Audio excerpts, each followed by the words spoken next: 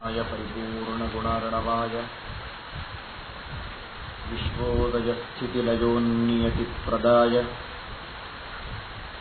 ಜ್ಞಾನಪ್ರದಾಯ ವಿಬುಧಾಸುರಸೌಖ್ಯದುಃಖಸತ್ಕಾರಣಾಯ ವಿತತಾಯ ನಮೋ ನಮಸ್ತೆ.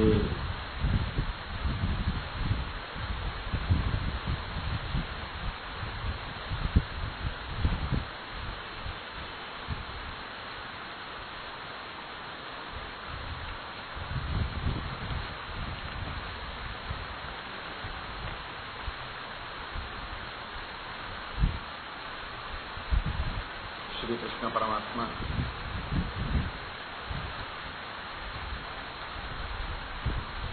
ಪಾಂಡವರಿಗೆ ಅನುಗ್ರಹವನ್ನು ಮಾಡಿ ದ್ವಾರಕಾ ಪಟ್ಟಣಕ್ಕೆ ಹೊರಟಿದ್ದಾನೆ.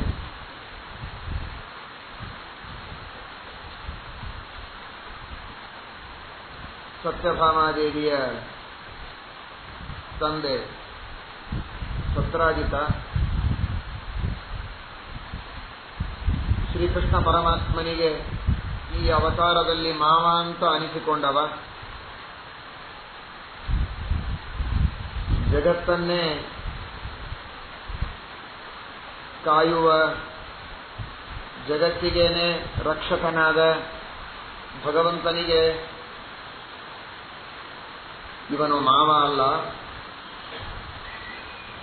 ಅವತಾರದಲ್ಲಿ ಮಾವ ಅಂತ ಪ್ರಸಿದ್ಧಿಗೆ ಬಂದದ್ದರಿಂದ ಭಗವಂತ ಆ ಸತ್ರಾಜಿತನನ್ನು ಸಂಹಾರ ಮಾಡಿದ ಶತಧನ್ವನನ್ನು ಸಂಹಾರ ಮಾಡುವುದಕ್ಕೆ ಹೊರಟಿದ್ದಾನೆ.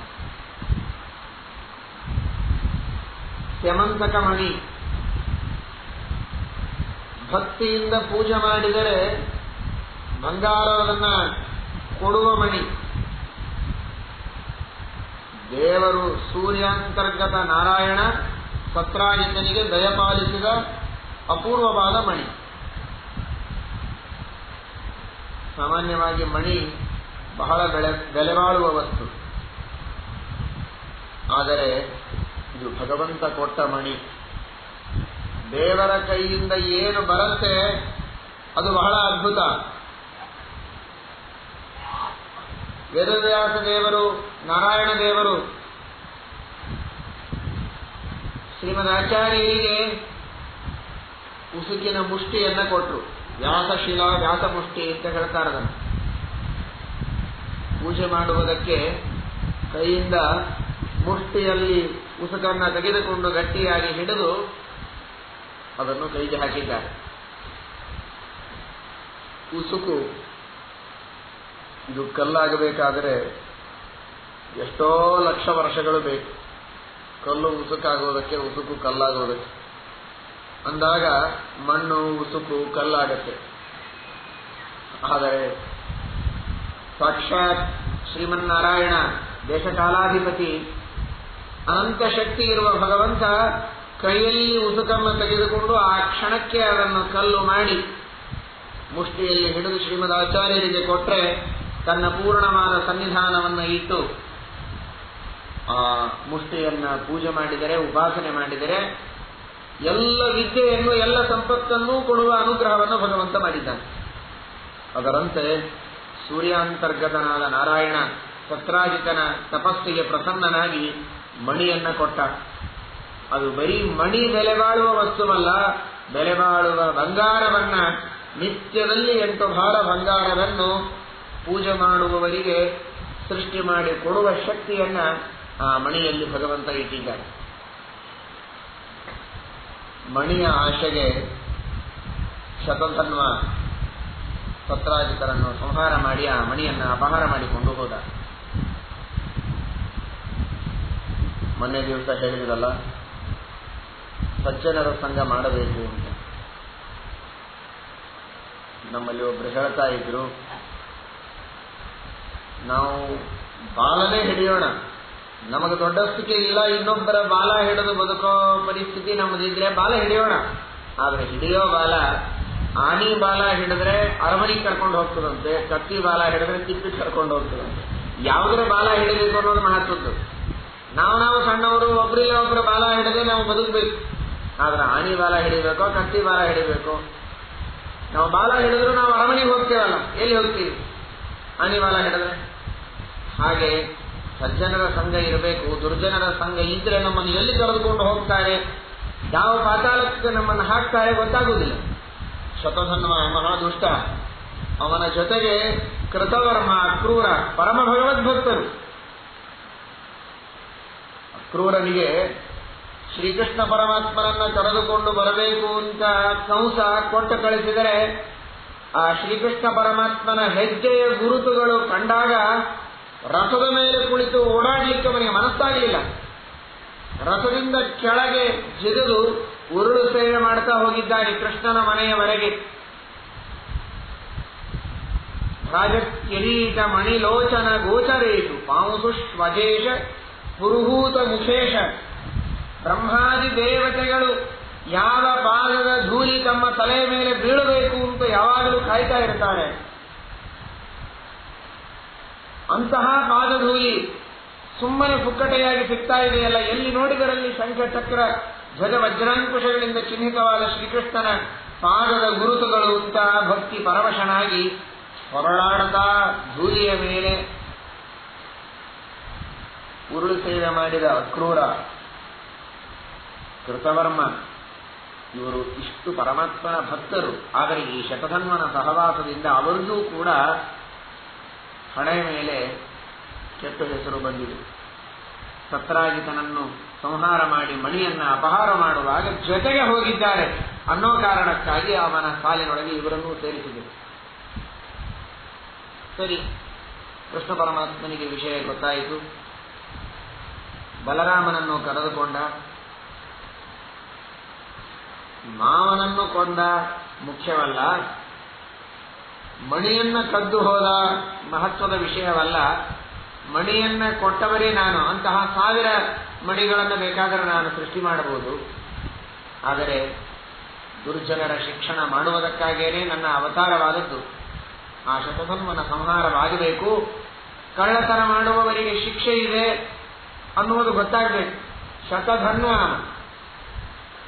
100 ಆಯುಧಗಳಿಂದ ನಾನು ಪುಷ್ಟನಾಗಿದ್ದೇನೆ, ಸಾಕಷ್ಟು ಶಕ್ತಿಗಳು ನನ್ನಲ್ಲಿವೆ, ನಾನೇನು ತಪ್ಪು ಮಾಡಿದರೂ ನಡೀತಿದೆ ಅಂತನ್ನುವ ಭಾವನೆ ಇದ್ದವರು. ಕಳ್ಳತನ ಮಾಡಿದ ಶತಧನ್ವನನ್ನು ಕೃಷ್ಣ ಸಂಹಾರ ಮಾಡುವುದಕ್ಕೆ ಹೊರಟಿದ್ದಾನೆ. ಇದರ ಅರ್ಥವೇನು ಅಂದ್ರೆ, ನಾವು ಕಳ್ಳತನ ಮಾಡಿ, ಮೋಸ ಮಾಡಿ, ಲಂಚ ತೆಗೆದುಕೊಂಡು ನಮ್ಮ ಮೇಲೆ ಯಾರಾದರೂ ಅಟ್ಯಾಕ್ ಮಾಡಿಯಾರು ಅಂತನ್ನೋದಕ್ಕೆ 100 ಆಯುಧಗಳನ್ನ, 100 ಸಿಬ್ಬಂದಿಗಳನ್ನ, ರಕ್ಷಕರನ್ನ, ಅಂಗರಕ್ಷಕರನ್ನ ನಾವು ಇಟ್ಟುಕೊಂಡ್ರೂ ಕೂಡ ದೇವರ ಮುಂದೆ ನಾವು ಬದುಕುವುದಿಲ್ಲ. ಸರ್ಕಾರದಿಂದಲೂ ನಾವು ಉಳಿಯಬಹುದು, ಸಮಾಜದಿಂದಲೂ ನಾವು ಬದುಕಬಹುದು. ಆದರೆ ಭಗವಂತನಿಂದ ನಾವು ಬದುಕಲು ಸಾಧ್ಯ ಇಲ್ಲ. 100 ಅಲ್ಲ, 1000 ಭದ್ರತೆ ನಿಮ್ಮ ಸುತ್ತಲೂ ಇದ್ದರೂ ಕೂಡ ಕೃಷ್ಣ ಪರಮಾತ್ಮ ನಿಮ್ಮನ್ನು ಬಿಡುವುದಿಲ್ಲ. ಭಗವಂತ ನಿಮಗೆ ಕೊಡಬೇಕಾದ ಶಿಕ್ಷೆಯನ್ನು ಈಗಲೋ ಜನ್ಮಾಂತರದಲ್ಲೋ ಕೊಟ್ಟೇ ತೀರ್ತಾನೆ ಎನ್ನುವ ಒಂದು ಸಂದೇಶವನ್ನು ಶತಧನ್ವ ಅನ್ನೋ ಹೆಸರಿನಿಂದ ಸೂಚನೆ ಮಾಡುತ್ತಾರೆ. ಶತಧನ್ವ 100 ಆಯುಧಗಳನ್ನು, ಧನುಷ್ಯಗಳನ್ನು ತನ್ನ ಸುತ್ತ ಇಟ್ಟುಕೊಂಡು ತನ್ನ ರಕ್ಷಣೆ ಮಾಡಿಕೊಳ್ಳಬೇಕು ಅಂತ ಪ್ರಯತ್ನ ಮಾಡಿದರೂ ಕೂಡ ಅಂತಹ ವ್ಯಕ್ತಿಯನ್ನು ಭಗವಂತ ಉಳಿಸುವುದಿಲ್ಲ. ತಪ್ಪಿಗೆ ಶಿಕ್ಷೆ ಯಾವತ್ತಾದರೂ ಇದ್ದೇ ಇದೆ. ಇದರೊಳಗೆ ಎಂದಿಗೂ ವ್ಯತ್ಯಾಸ ಇಲ್ಲ. ನಾಸತೋ ವಿದ್ಯತೆ ಭಾವ ನಾಭಾವೋ ವಿದ್ಯತೆ ಸತಃ. ಅವನು ಮಾಡಿದ ಅಸತ್ಕರ್ಮಕ್ಕೆ ಒಂದಿಲ್ಲ ಒಂದು ಸಲ ಅವನ ಶಿಕ್ಷೆಯನ್ನು ಅನುಭವಿಸಲೇಬೇಕು. ಕೃಷ್ಣ ಪರಮಾತ್ಮ ಬೆನ್ನು ಹತ್ತಿದ, ಓಡುತ್ತಾ ಇದ್ದಾನೆ ಶತಧನ್ವ. ಹೆಣ್ಣು ಕುದುರೆಯ ಮೇಲೆ ಕುಳಿತು, ಕುದುರೆ ಸತ್ತು ಬಿದ್ದಿದೆ, ಕಾಲ್ನಡಿಗೆಯಿಂದ ಓಡುತ್ತಾ ಇದ್ದಾನೆ. ಎಲ್ಲವೂ ನಾಟಕ ಕೃಷ್ಣನಿಗೆ. ವಾಯುದೇವರ ವೇಗವೇ ಮನಸ್ಸನ್ನು ಮೀರಿದ ವೇಗ ಮನೋಜವ. ಮನಸೋಪೇಕ್ಷೆಯ ಭಾರೀ ಜವ ಇರುವಂತಹ ವೇಗ ಇರುವ ವಾಯುದೇವರ ಅಪ್ಪ ಇವರು ಭಗವಂತ.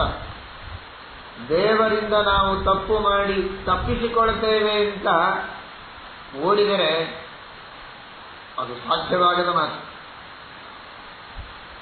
ಆದರೂ ಜೀವನದಲ್ಲಿ ಭಗವಂತ ನಮಗೂ ಅವಕಾಶ ಕೊಡ್ತಾನೆ. ಅದರಂತೆ ಶತಧನ್ವನಿಗೂ ಅವಕಾಶ ಕೊಟ್ಟ. ತಪ್ಪು ಮಾಡುವವರಿಗೆ ಸ್ವಲ್ಪ ಅವಕಾಶ ಕೊಡ್ತಾನೆ ಓಡೋದಕ್ಕೆ. ತಪ್ಪು ಮಾಡಿದ ತಕ್ಷಣ ಸಾಯ್ತಾ ಇದ್ರೆ ಯಾರು ತಪ್ಪು ಮಾಡ್ತಾ ಇದ್ರೆ? ಯಾರು ಮಾಡ್ತಾನೆ ಇರಲಿಲ್ಲ. ಆದರೆ ತಪ್ಪು ಮಾಡಿದವರಿಗೂ ಸ್ವಲ್ಪ ಓಡುವುದಕ್ಕೆ ಅವಕಾಶ ಕೊಡ್ತಾರೆ. ಆಮೇಲೆ ಒಂದೊಂದೇ ಅವರಿಗೆ ಅಂಗಗಳು ಊನವಾಗ್ತಾ ಕೊನೆಗೆ ಸತ್ಯ ಸರ್ವನಾಶವಾಗುತ್ತೆ. ಕುದುರೆ ಬಿಚ್ಚಿ ಕಾಲಿನಿಂದ ಓಡುತ್ತಾ ಇದ್ದಾನೆ. ಹೋಗಿ ಕೃಷ್ಣ ಶತಧನ್ವನನ್ನು ಹಿಡಿದು ಸಂಹಾರ ಮಾಡಿ, ಆಮೇಲೆ ಮೈ ಮೇಲಿನ ಬಟ್ಟೆಯನ್ನೆಲ್ಲ ತೆಗೆದು ಹುಡುಕಿದ, ಎಲ್ಲಿ ಮಣಿಯನ್ನು ಮುಚ್ಚಿಟ್ಟಿದ್ದಾನೆ ಅಂತ ಹುಡುಕಿ ಹೇಳ್ತಾನೆ, ಪರೀಕ್ಷಾವಾತಃ ಅತ್ರ ನೇತ್ಯಾಹ ರಾಮಂ. ಬಲರಾಮ ತಪ್ಪು ಮಾಡಿಬಿಟ್ನಲ್ಲ ನಾನು ಅಂದ. ಇವನು ನಿರಪರಾಧಿ, ಇವನ ಹತ್ರ ಮಣಿನೇ ಇಲ್ಲ, ಯಮಂತಕ ಮಣಿಯನ್ನು ಅಪಹಾರ ಮಾಡಿಕೊಂಡು ಹೊರಟಿದ್ದಾನೆ ಎನ್ನುವುದಕ್ಕೆ ತಾನೇ ನಾವು ಇವನನ್ನು ಸಂಹಾರ ಮಾಡಿದ್ದು. ಆದರೆ ಇವನ ಬಟ್ಟೆಯೊಳಗೆ ಮಣಿ ಇರಬಹುದು ಅಂತ ನಾನು ತಿಳಿದಿದ್ದೆ, ಆದರೆ ಬಟ್ಟೆಯೊಳಗೆ ಮಣಿ ಇಲ್ಲ ಅಂದ. ನೋಡಿ, ಬಲರಾಮ ಇದನ್ನು ಸತ್ಯ ಅಂತ ತಿಳಿದುಬಿಟ್ಟ. ಕೃಷ್ಣ ಪರಮಾತ್ಮನಿಗೆ ಒಂದು ಬಟ್ಟೆ ಇದು ವ್ಯವಧಾನ ಆಗಬಹುದೇ, ಅಡ್ಡಿ ಆಗಬಹುದೇ ವಿಚಾರ ಮಾಡಿ. ಬಟ್ಟೆ ಒಳಗಿದೆ ಅಂತ ನಾನು ತಿಳಿದಿದ್ದೆ, ಆದರೆ ಬಟ್ಟೆ ಒಳಗಿಲ್ಲ, ತಪ್ಪು ತಿಳುವಳಿಕೆಯಿಂದ ನಾನು ಸಂಹಾರ ಮಾಡಿಬಿಟ್ಟನಲ್ಲ ನಿರಪರಾಧಿಯನ್ನ ಅಂತ ಅನ್ನೋ ಹಾಗೆ ಕೃಷ್ಣ ನಟನೆ ಮಾಡ್ತಾ ಇದ್ದಾನೆ. ಆದರೆ ಬಲರಾಮದೇವರು ಮಹಾಜ್ಞಾನಿಗಳು. ಆದರೆ ಆ ಕ್ಷಣದಲ್ಲಿ ಅವರಿಗೂ ಕೂಡ ಮನಸ್ಸು ವಿಚಲಿತವಾಗಿ ಬಿಟ್ಟಿದೆ. ಅದಕ್ಕಾಗಿ ಶ್ರೀಮದಾಚಾರ್ಯರು ಹೇಳ್ತಾರೆ, ಯಮಂತಕಾರ್ಥೆ ಕೃಷ್ಣಸ್ಯ ರಾಮೋಪಿ ವಿಮನಾಭವತು. ಯಮಂತಕ ಮಣಿ ಅಪಹಾರ ಮಾಡದೇ ಇದ್ದ ವ್ಯಕ್ತಿಯನ್ನ ಅಪಹಾರ ಮಾಡಿದ್ದಾನೆ ಅಂತ ಅಪವಾದ ಹೊರಿಸಿ ಸಂಹಾರ ಮಾಡಿದ ಅಂತ 5 ವರ್ಷಗಳವರೆಗೆ ಕೃಷ್ಣನ ಮುಖ ನೋಡದೆ ದೂರ ಹೋಗಿಬಿಡ್ತಾರೆ ವಿದೇಹ ದೇಶಕ್ಕೆ ಬಲರಾಮದೇವರು. ಎಂತಹ ಕೃಷ್ಣ ಪರಮಾತ್ಮ ಸರ್ವಜ್ಞನಾದ ಭಗವಂತ, ಅವನ ಮೇಲೆ ಈ ರೀತಿಯ ಅವಿಶ್ವಾಸವನ್ನು ಮಾಡಬಾರದಾಗಿತ್ತು. ಆದರೆ ಆ ಒಂದು ಕ್ಷಣ ಆ ರೀತಿಯ ಅವಿಶ್ವಾಸ ಬಲರಾಮದೇವರಂತಹ ಶೇಷದೇವರ ಅವತಾರರಿಗೂ ಬಂತದ್ದು. ಬಲರಾಮದೇವರೇನು ಸಣ್ಣವರಲ್ಲ, ಮಹಾನುಭಾವರು. ಶೇಷದೇವರ ಅವತಾರ. ಯಾವಾಗಲೂ ದೇವರು ಶೇಷದೇವರ ಮೇಲೇನೆ ಮಲಗಿರ್ತಾನೆ.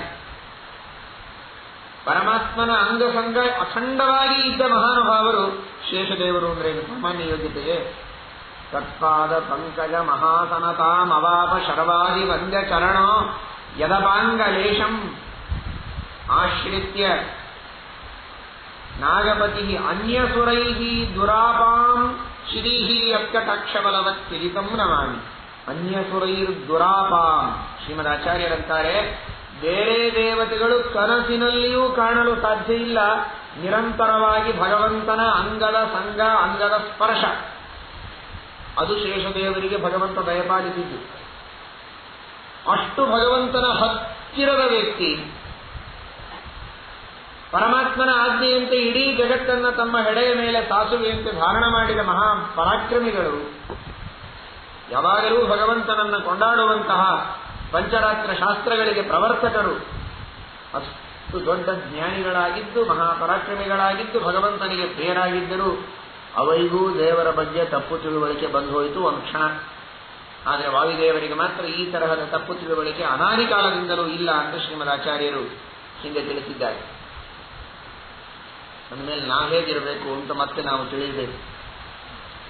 ನಾವು ದೇವರ ಹತ್ತಿರನೇ ಇರ್ತೇವೆ ಯಾವಾಗಲೂ. ನಮ್ಮ ಮನೆಯಲ್ಲಿ ಬೇಕಾದಷ್ಟು ದೇವರಿದ್ದಾರೆ, ಪೂಜೆ ಮಾಡುತ್ತೇವೆ, ಬೇಕಾದಷ್ಟು ಧಾರ್ಮಿಕರಾಗಿದ್ದೇವೆ ಎಂದ ಮಾತ್ರಕ್ಕೆ ನಮ್ಮಿಂದ ತಪ್ಪು ಆಗೋದಿಲ್ಲ ಅಂತನ್ನುವ ಭ್ರಮೆಯೊಳಗೆ ನಾವಿರಬಾರದು. ಇಷ್ಟನ್ನು ತಿಳಿಸೋದಕ್ಕೆ ಶ್ರೀಮದಾಚಾರ್ಯರ ಕಥೆ ಹೇಳ್ತಾರೆ ಹೊರತು ಆ ಬಲರಾಮದೇವರ ಬಗ್ಗೆ ನಾವು ತಿರಸ್ಕಾರದ ಭಾವನೆಯನ್ನು ಮಾಡುವುದಕ್ಕಲ್ಲ. ಹಾಗೆ ಮಾಡಿದರೆ ನಮಗೆ ಅನರ್ಥವಾಗುತ್ತೆ, ನರಕವಾಗ್ತದೆ, ತಮಸ್ಸಾಗ್ತದೆ.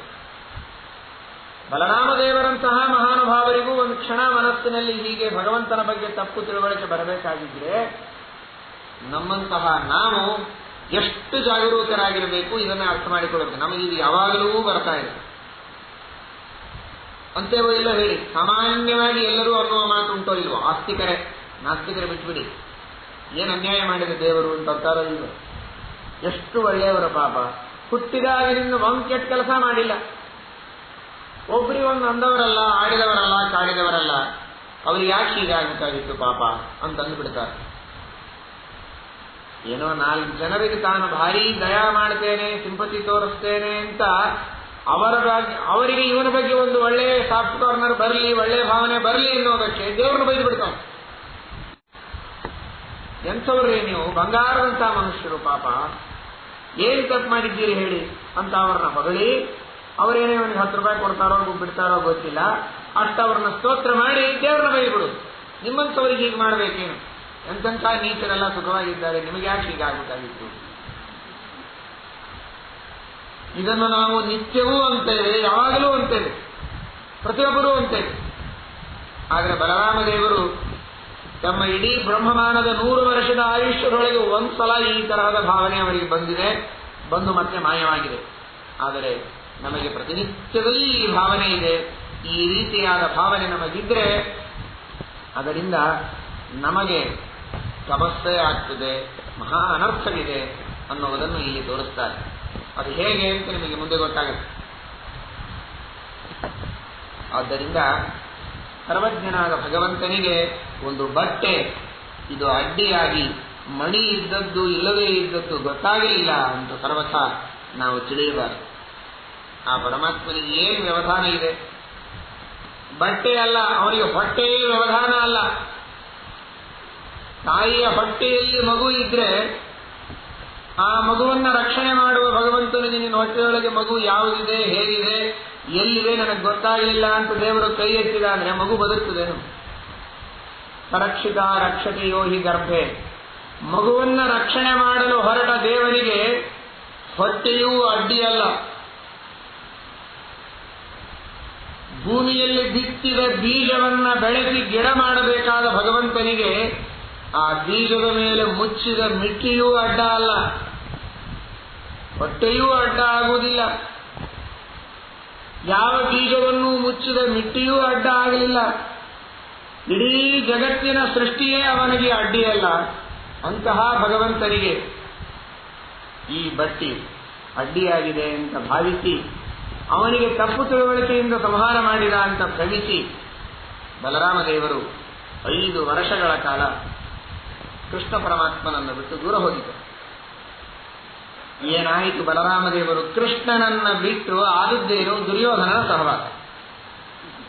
ಬಲರಾಮದೇವರು ದೇವತೆಗಳು, ಆದರೆ ನಮಗೆ ತಿಳಿಸಿದ್ದೇನು? ಕೃಷ್ಣನನ್ನು ಬಿಟ್ಟು ಹೋದಾಗ ದುರ್ಯೋಧನನ ಸಹವಾಸ. ದುರ್ಯೋಧನ ಬಂದು 5 ವರ್ಷ ಅವರಲ್ಲಿ ವಿದ್ಯಾಧ್ಯಯನ ಮಾಡಿದ. ಹಾಗಾದ್ರೆ ನಾವು ಕೃಷ್ಣನ ಬಗ್ಗೆ ಅವಿಶ್ವಾಸ ಮಾಡಿ ದೇವರಿಂದ ದೂರ ಸರಿದರೆ ನಮಗೆ ದುರ್ಯೋಧನ ಅಂದ್ರೆ ಕಲಿಯ ಸಹವಾಸ ಅಂದ್ರೆ ತಮಸ್ಸಿನಲ್ಲಿಯೇ ನಮಗೆ ವಾಸವಾಗತ್ತೆ.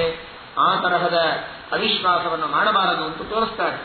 ದುರ್ಯೋಧನ ಬಂದು ಕೇಳಿದ, 5 ವರ್ಷ ಓದೋದು ಸುಮ್ಮನೆ ನಾಟಕ, ಅವನು ಗದಾವಿದ್ಯೆಯನ್ನು ಕಲಿತೇನೆ ಅಂತ. ಅದರ ಉದ್ದೇಶ ಏನು?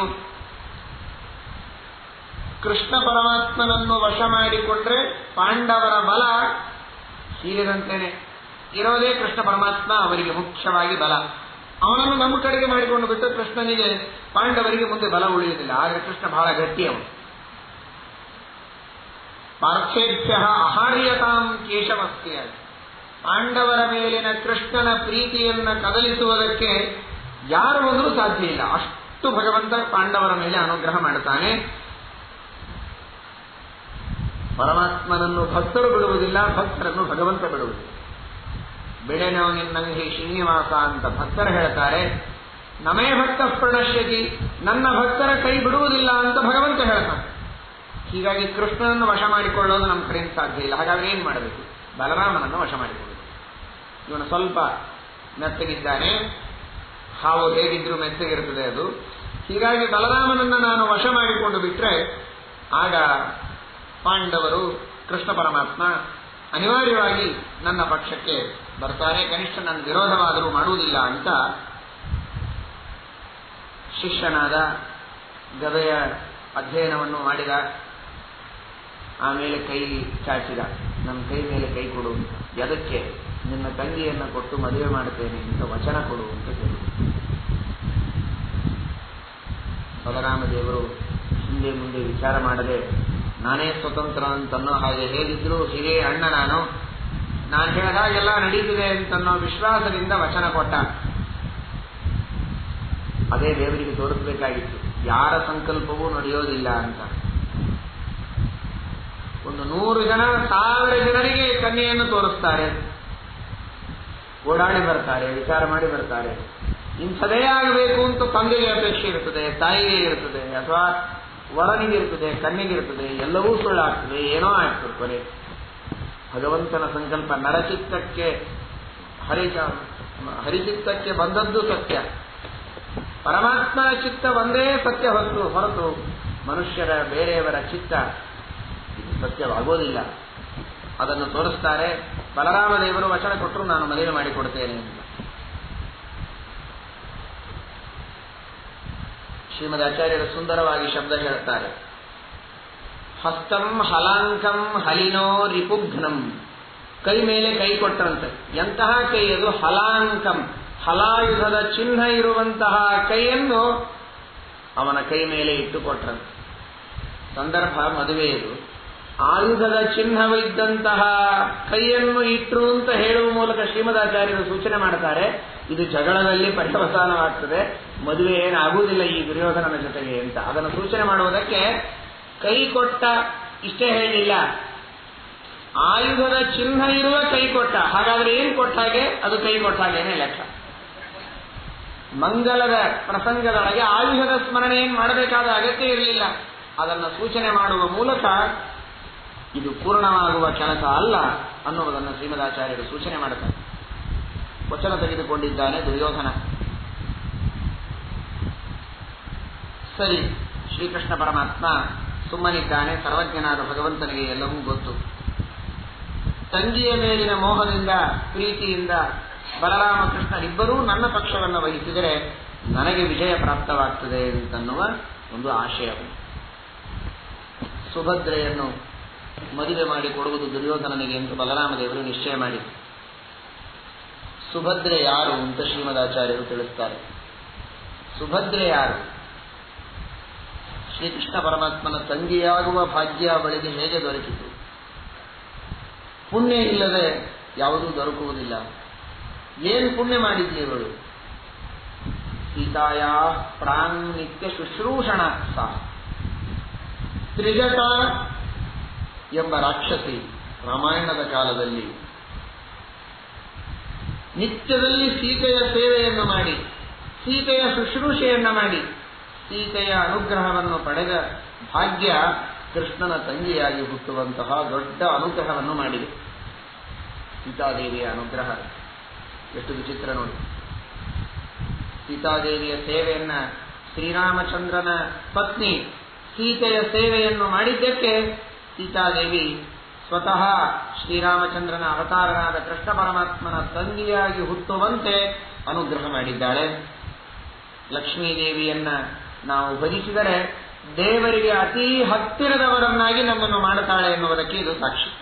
ತಂಗಿ ಅಂದರೆ ಬಹಳ ಹತ್ತಿರದಲ್ಲಿದ್ದವರು. ನಾವೇನು ದೇವರ ತಂಗಿ ಆಗ್ತೇವೆ? ನಾವೆಲ್ಲ ಗಂಡಸರಲ್ಲ ಅಂತ. ನಾವು ದೇವರ ತಂಗಿ ಆಗದೇ ಇದ್ರು ದೇವರ ಹತ್ರ ತಂಗುವಂತಾದರೂ ನಮ್ಮನ್ನು ಮಾಡ್ತಾನೆ ಭಗವಂತ. ದೇವರಿಂದ ದೂರ ಇದ್ದು ದೇವರಿಗೆ ಅತಿ ದೂರರಾಗಿ ನಾವು ಬದುಕುವ ದೂರೇ ಹರಿಕಥಾಶ್ಚೇಚಿತ ಅನ್ನುವ ಪರಿಸ್ಥಿತಿ ಬರದೆ ಭಗವಂತನ ಹತ್ತಿರದಲ್ಲಿ, ದೇವಸ್ಥಾನದಲ್ಲಿ, ಸಜ್ಜನರ ಸಮುದಾಯದಲ್ಲಿ ತಂಗುವಂತೆ ಮಾಡುತ್ತಾನೆ. ಆ ರೀತಿಯ ಅನುಗ್ರಹ ಆ ಲಕ್ಷ್ಮೀ ಕಟಾಕ್ಷದಿಂದ ನಮ್ಮೆಲ್ಲರಿಗೆ ದೊರಕಬೇಕು. ಶ್ರಾವಣ ಮಾಸದ ಲಕ್ಷ್ಮಿ, ಶುಕ್ರವಾರದ ಲಕ್ಷ್ಮಿ, ಭಾಗ್ಯದ ಲಕ್ಷ್ಮಿ. ಆ ಭಾಗ್ಯದ ಲಕ್ಷ್ಮಿಯ ಸೇವೆಯನ್ನು ನೀವು ಮಾಡ್ತೀರಲ್ಲ, ಶ್ರಾವಣ ಮಾಸದಲ್ಲಿ ಇನ್ನು ಪ್ರಾರಂಭ ಮಾಡ್ತೀರಲ್ಲ, ಮಾಡಿದಾಗ ಬೇಡಿಕೊಳ್ಳುವುದಿಷ್ಟೇ, ನಾವು ಭಗವಂತನಿಗೆ ಸಮೀಪದವರಾಗಬೇಕು, ಭಗವಂತನಿಗೆ ಬೇಕಾದವರಾಗಬೇಕು. ಹಾಗೆ ಭಗವಂತ ನಮ್ಮ ಮೇಲೆ ಅನುಗ್ರಹ ಮಾಡುವಂತೆ ನೀನು ಹೊಸ ಕಣ್ಣು ನನಗೆ ಹಚ್ಚಲಿಬೇಕು ಜಗದಂಬ ಅಂತ ಆ ಲಕ್ಷ್ಮೀದೇವಿಯಲ್ಲಿ ನಾವು ಪ್ರಾರ್ಥನೆಯನ್ನು ಮಾಡಬೇಕು. ಆ ರೀತಿಯಾಗಿ ಸೀತಾದೇವಿಯ ಸೇವೆಯನ್ನು ಮಾಡಿದಂತಹ ತ್ರಿಜಟ ಇವಳು ಸುಭದ್ರೆಯಾಗಿ ಹುಟ್ಟಿದ್ದಾಳೆ. ಮದುವೆಯಾದದ್ದು ಯಾರನ್ನ? ಅರ್ಜುನನನ್ನು. ಮುಂದೆ ಕಥೆ ಬರುತ್ತದೆ. ಸೀತೆಯ ಸೇವೆ ಮಾಡಿದ ಸುಭದ್ರೆ ತ್ರಿಜಟ, ಇವಳು ಸುಭದ್ರೆಯಾಗಿ ಅರ್ಜುನನ ಕೈ ಹಿಡಿದಿದ್ದಾಳೆ ಎನ್ನುವುದರೊಳಗೆ ಒಂದು ಸ್ವಾರಸ್ಯ ಇದೆ. ಶ್ರೀಮದ್ ಆಚಾರ್ಯರು ತಿಳಿಸ್ತಾರೆ, ನಿಜವಾಗಿ ಅಶೋಕವನದಲ್ಲಿದ್ದವಳು ಸೀತೆಯಲ್ಲ, ಸೀತೆಯ ಒಂದು ಪ್ರತಿಮೆ ಅಷ್ಟೇ. ನಿಜವಾದ ಸೀತೆ ಕೈಲಾಸದಲ್ಲಿ ರುದ್ರದೇವರಿಂದ ಪೂಜೆಯನ್ನು ಸ್ವೀಕಾರ ಮಾಡುತ್ತಾ ರಾಮದೇವರು ವನವಾಸದಿಂದ ತಿರುಗಿ ಬರುವವರೆಗೆ ಅವಳು ಕೈಲಾಸದಲ್ಲಿದ್ದು ರಾವಣನ ಅಶೋಕವನದಲ್ಲಿ ಇರಲಿಲ್ಲ. ಅಲ್ಲಿದ್ದವಳು ಸೀತೆಯ ಒಂದು ಆಕೃತಿ, ಪ್ರತಿಕೃತಿ ಅಷ್ಟೇ.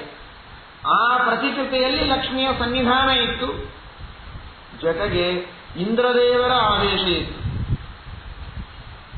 ಶ್ರೀಮದಾಚಾರ್ಯರು ನಿರ್ಣಯ ಕೊಡ್ತಾರೆ,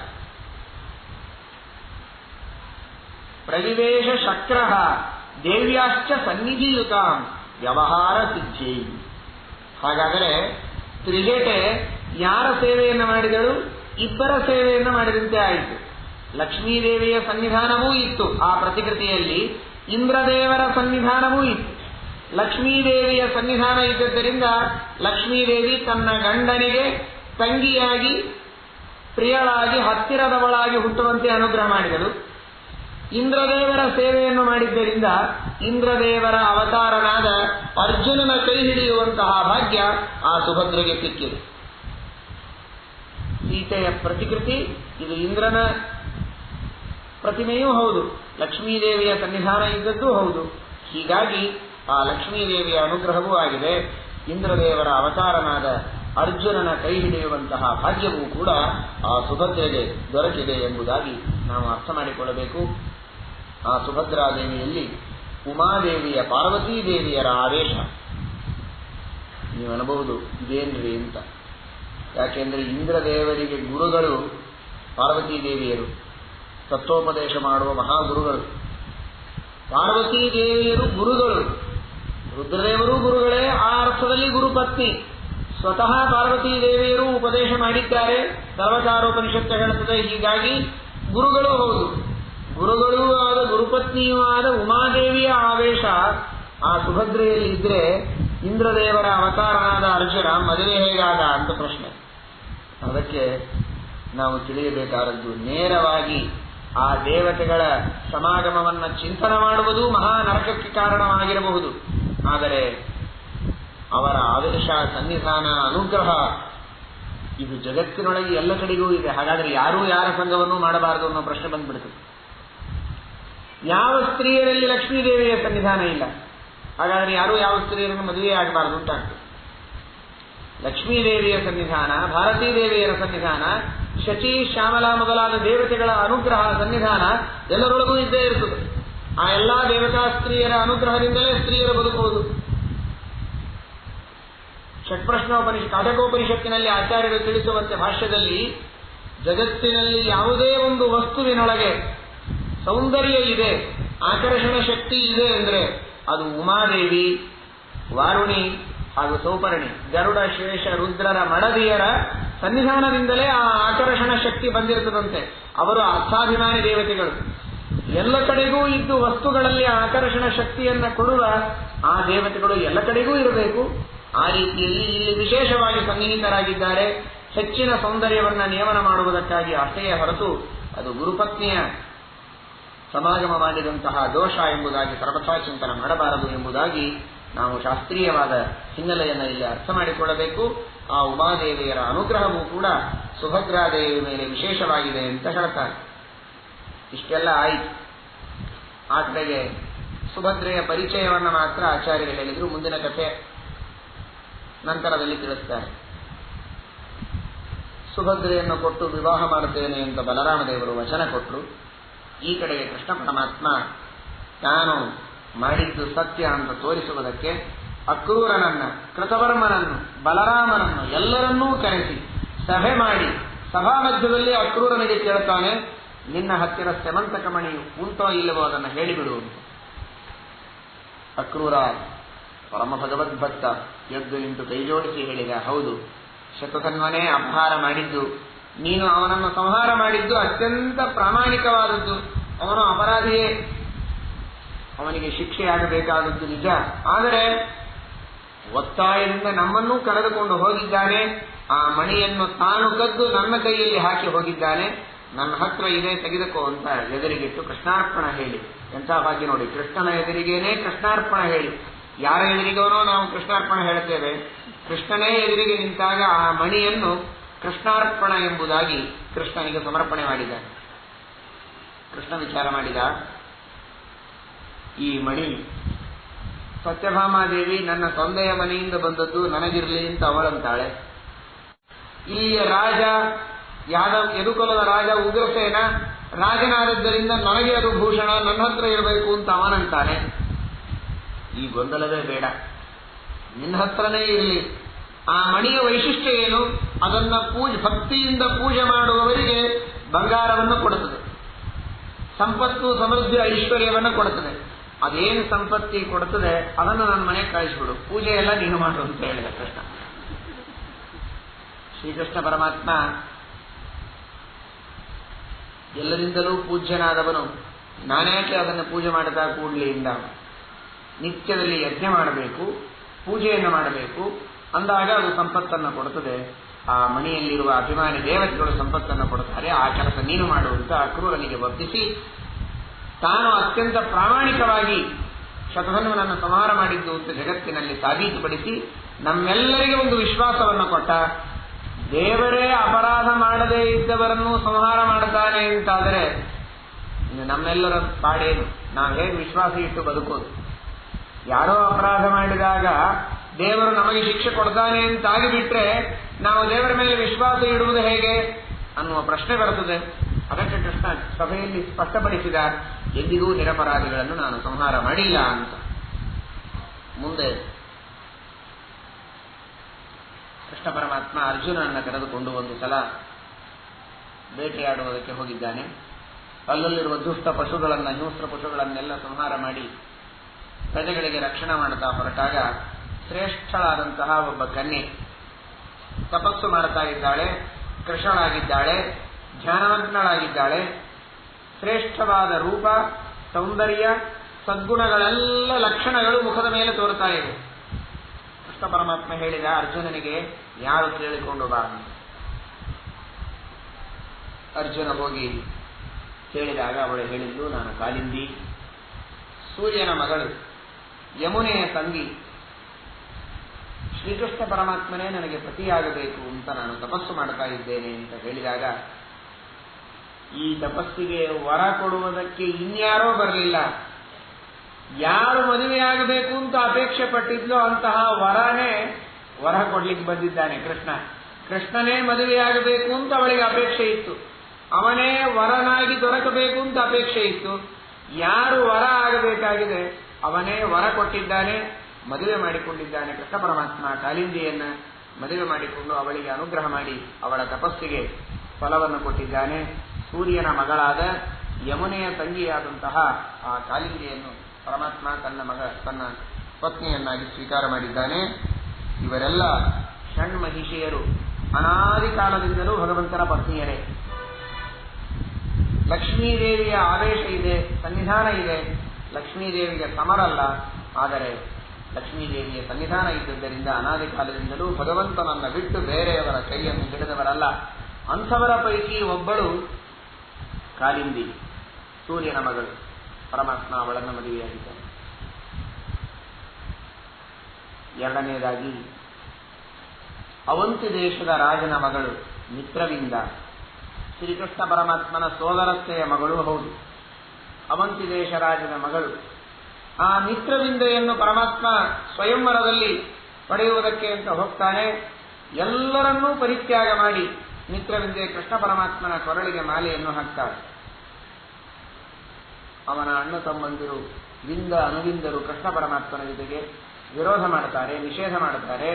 ಉಳಿದೆಲ್ಲ ರಾಜರು ಯುದ್ಧಕ್ಕೆ ಬರ್ತಾರೆ. ಭಕ್ತಿಯಿಂದ ಕೃಷ್ಣ ಪರಮಾತ್ಮ ಹೇಳಿದ, ನೋಡಿ, ನಾನು ಯಾರನ್ನ ಮದುವೆ ಮಾಡಿಕೊಳ್ಬೇಕು ಅಂತ ಇಚ್ಛೆ ಮಾಡಿದ್ದೇನೆ ಅವರನ್ನ ಮದುವೆ ಆಗೋದು ನಿಶ್ಚಿತ. ನನಗೆ ಯಾವ ವಸ್ತು ಬೇಕು ಅಂತ ಅಪೇಕ್ಷೆ ಪಡ್ತೇನೆ ಅದನ್ನು ನಾನು ತಗೊಳ್ಳೋದು ನಿಶ್ಚಿತ. ಒಂದು ಮದುವೆ ಅಷ್ಟೇ ಅಲ್ಲ, ಆದರೆ ಯಾವುದನ್ನು ನಾನು ತಗೊಳ್ತೇನೆ ಅದನ್ನು ನೀವು ಕೃಷ್ಣಾರ್ಪಣೆ ಹೇಳಿದರೆ ನಿಮಗೆ ಪುಣ್ಯ ಬರ್ತದೆ. ಇಲ್ಲದೇ ಇದ್ರೆ ವಸ್ತು ಹೋಗೋದು ಹೋಗತ್ತೆ, ನಿಮಗೆ ಪುಣ್ಯ ಬರುವುದಿಲ್ಲ ಅಷ್ಟೇ. ವಸ್ತುವನ್ನು ಉಳಿಸಿಕೊಳ್ತೇವೆ ಎನ್ನುವ ಆಶೆ ಮಾಡಬೇಡಿ. ಯಾವ ವಸ್ತು ನಿಮಗೆ ದಕ್ಕಬೇಕಾಗಿದೆ ಅದು ನಿಮಗೆ ದಕ್ತದೆ.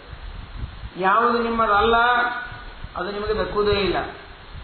ಯಾವುದು ನಿಮ್ಮದಲ್ಲವೋ, ಯಾವುದು ಇನ್ನೊಬ್ಬರಿಗೆ ಸೇರಬೇಕಾಗಿದೆ ಅದನ್ನು ಕೃಷ್ಣಾರ್ಪಣೆ ಹೇಳಿದರೆ ಪುಣ್ಯ ಬರ್ತದೆ, ಇಲ್ಲದೆ ಇದ್ರೆ ಪುಣ್ಯವೂ ಇಲ್ಲ, ವಸ್ತುವೂ ಇಲ್ಲ ಅಷ್ಟೇ. ಈ ಮಿತ್ರವಿಂದೆ ನನಗೋಸ್ಕರವಾಗಿ ತಪಸ್ಸು ಮಾಡಿದ ಹೆಣ್ಣು ಮಗಳು, ಇವಳನ್ನು ನಾನು ಮದುವೆಯಾಗುವುದು ನಿಶ್ಚಿತ, ನೀವು ಭಕ್ತಿಯಿಂದ ಸಮರ್ಪಣೆ ಮಾಡಿದರೆ ಉಂಟು, ಇಲ್ಲದಿದ್ದರೆ ಇಲ್ಲ ಅಂತ ಹೇಳಿ ಅವರೆಲ್ಲರನ್ನ ಸೋಲಿಸಿ ವೀರ್ಯದಿಂದ ಪರಮಾತ್ಮ ಅವಳನ್ನು ಕರೆದುಕೊಂಡು ಬಂದು ಮಿತ್ರವಿಂದೆಯನ್ನು ಮದುವೆಯಾಗಿದ್ದಾನೆ ಭಗವಂತ. ಕೃಷ್ಣ ಪರಮಾತ್ಮ ಅಷ್ಟಮಹಿಷಿಯರು ಅವರ ಜೊತೆಗೆ ವಿವಾಹವಾದಂತಹ ಈ ಶುಭ ಕಥೆಯನ್ನು ಶ್ರವಣ ಮಾಡಿದರೆ, ಶ್ರಾವಣ ಮಾಸದಲ್ಲಿ ಈ ಕಥೆಯ ಶ್ರವಣ ಮಾಡಿದರೆ ಎಲ್ಲ ವಿಧವಾದ ಕಲ್ಯಾಣಗಳು ಮನೆಯಲ್ಲಿ ನಡೆಯುತ್ತವೆ, ಎಲ್ಲ ಅನಿಷ್ಟಗಳು ದೂರವಾಗ್ತದೆ ಅಂತ ಶಾಸ್ತ್ರ ತಿಳಿಸುತ್ತದೆ. ಅಂತಹ ಮಿತ್ರವಿಂದೆಯನ್ನು ಮದುವೆಯಾದ. ಮತ್ತೊಬ್ಬಳು ನೀಲ, ಗೋಪಕನ್ಯೆಯಾದ ನೀಲೆಯನ್ನು ಒಂದು ಸಲ ಮೊದಲಿಗೆ ಮದುವೆಯಾಗಿದ್ದ ಕೃಷ್ಣ, ಅದೇ ನೀಲ ಮತ್ತೊಮ್ಮೆ ಅವತಾರ ಮಾಡಿದ್ದಾಳೆ, ಅವಳನ್ನು ಕೂಡ ಪರಮಾತ್ಮ ಇಲ್ಲಿ ಮದುವೆಯಾಗಿದ್ದಾನೆ. ಅಲ್ಲಿ ವಿಶೇಷ ಏನು ಅಂದ್ರೆ, ಭಾರೀ ಅದ್ಭುತವಾದಂತಹ 7 ಗೂಳಿಗಳು, ರುದ್ರದೇವರ ವರದಿಂದ ಯಾರೂ ಅದನ್ನ ದಮನ ಮಾಡಲು ಸಾಧ್ಯ ಇಲ್ಲ, ಎಲ್ಲ ರಾಜರು ಅದರಿಂದ ಹತರಾಗಿ ಹೋಗಿದ್ದಾರೆ. ಅಂತಹ 7 ಗೂಳಿಗಳನ್ನ ಒಬ್ಬನೇ ಒಬ್ಬ ಭಗವಂತ ಅನಾಯಾಸವಾಗಿ ಅವುಗಳನ್ನು ಹಿಡಿದು ಸೋಲಿಸಿ ಸಂಹಾರ ಮಾಡಿ ನೀಲೆಯನ್ನು ಮದುವೆ ಮಾಡಿಕೊಂಡು ಬಂದಿದ್ದಾರೆ. ಆಮೇಲೆ ಭದ್ರ, ಕೇಕೆಯ ದೇಶದ ರಾಜನ ಇನ್ನೊಬ್ಬ ಸೋದರತೆಯ ಮಗಳು, ಅವಳನ್ನು ಮದುವೆಯಾಗಿದ್ದಾನೆ. ಕೊನೆಯದಾಗಿ ಲಕ್ಷಣ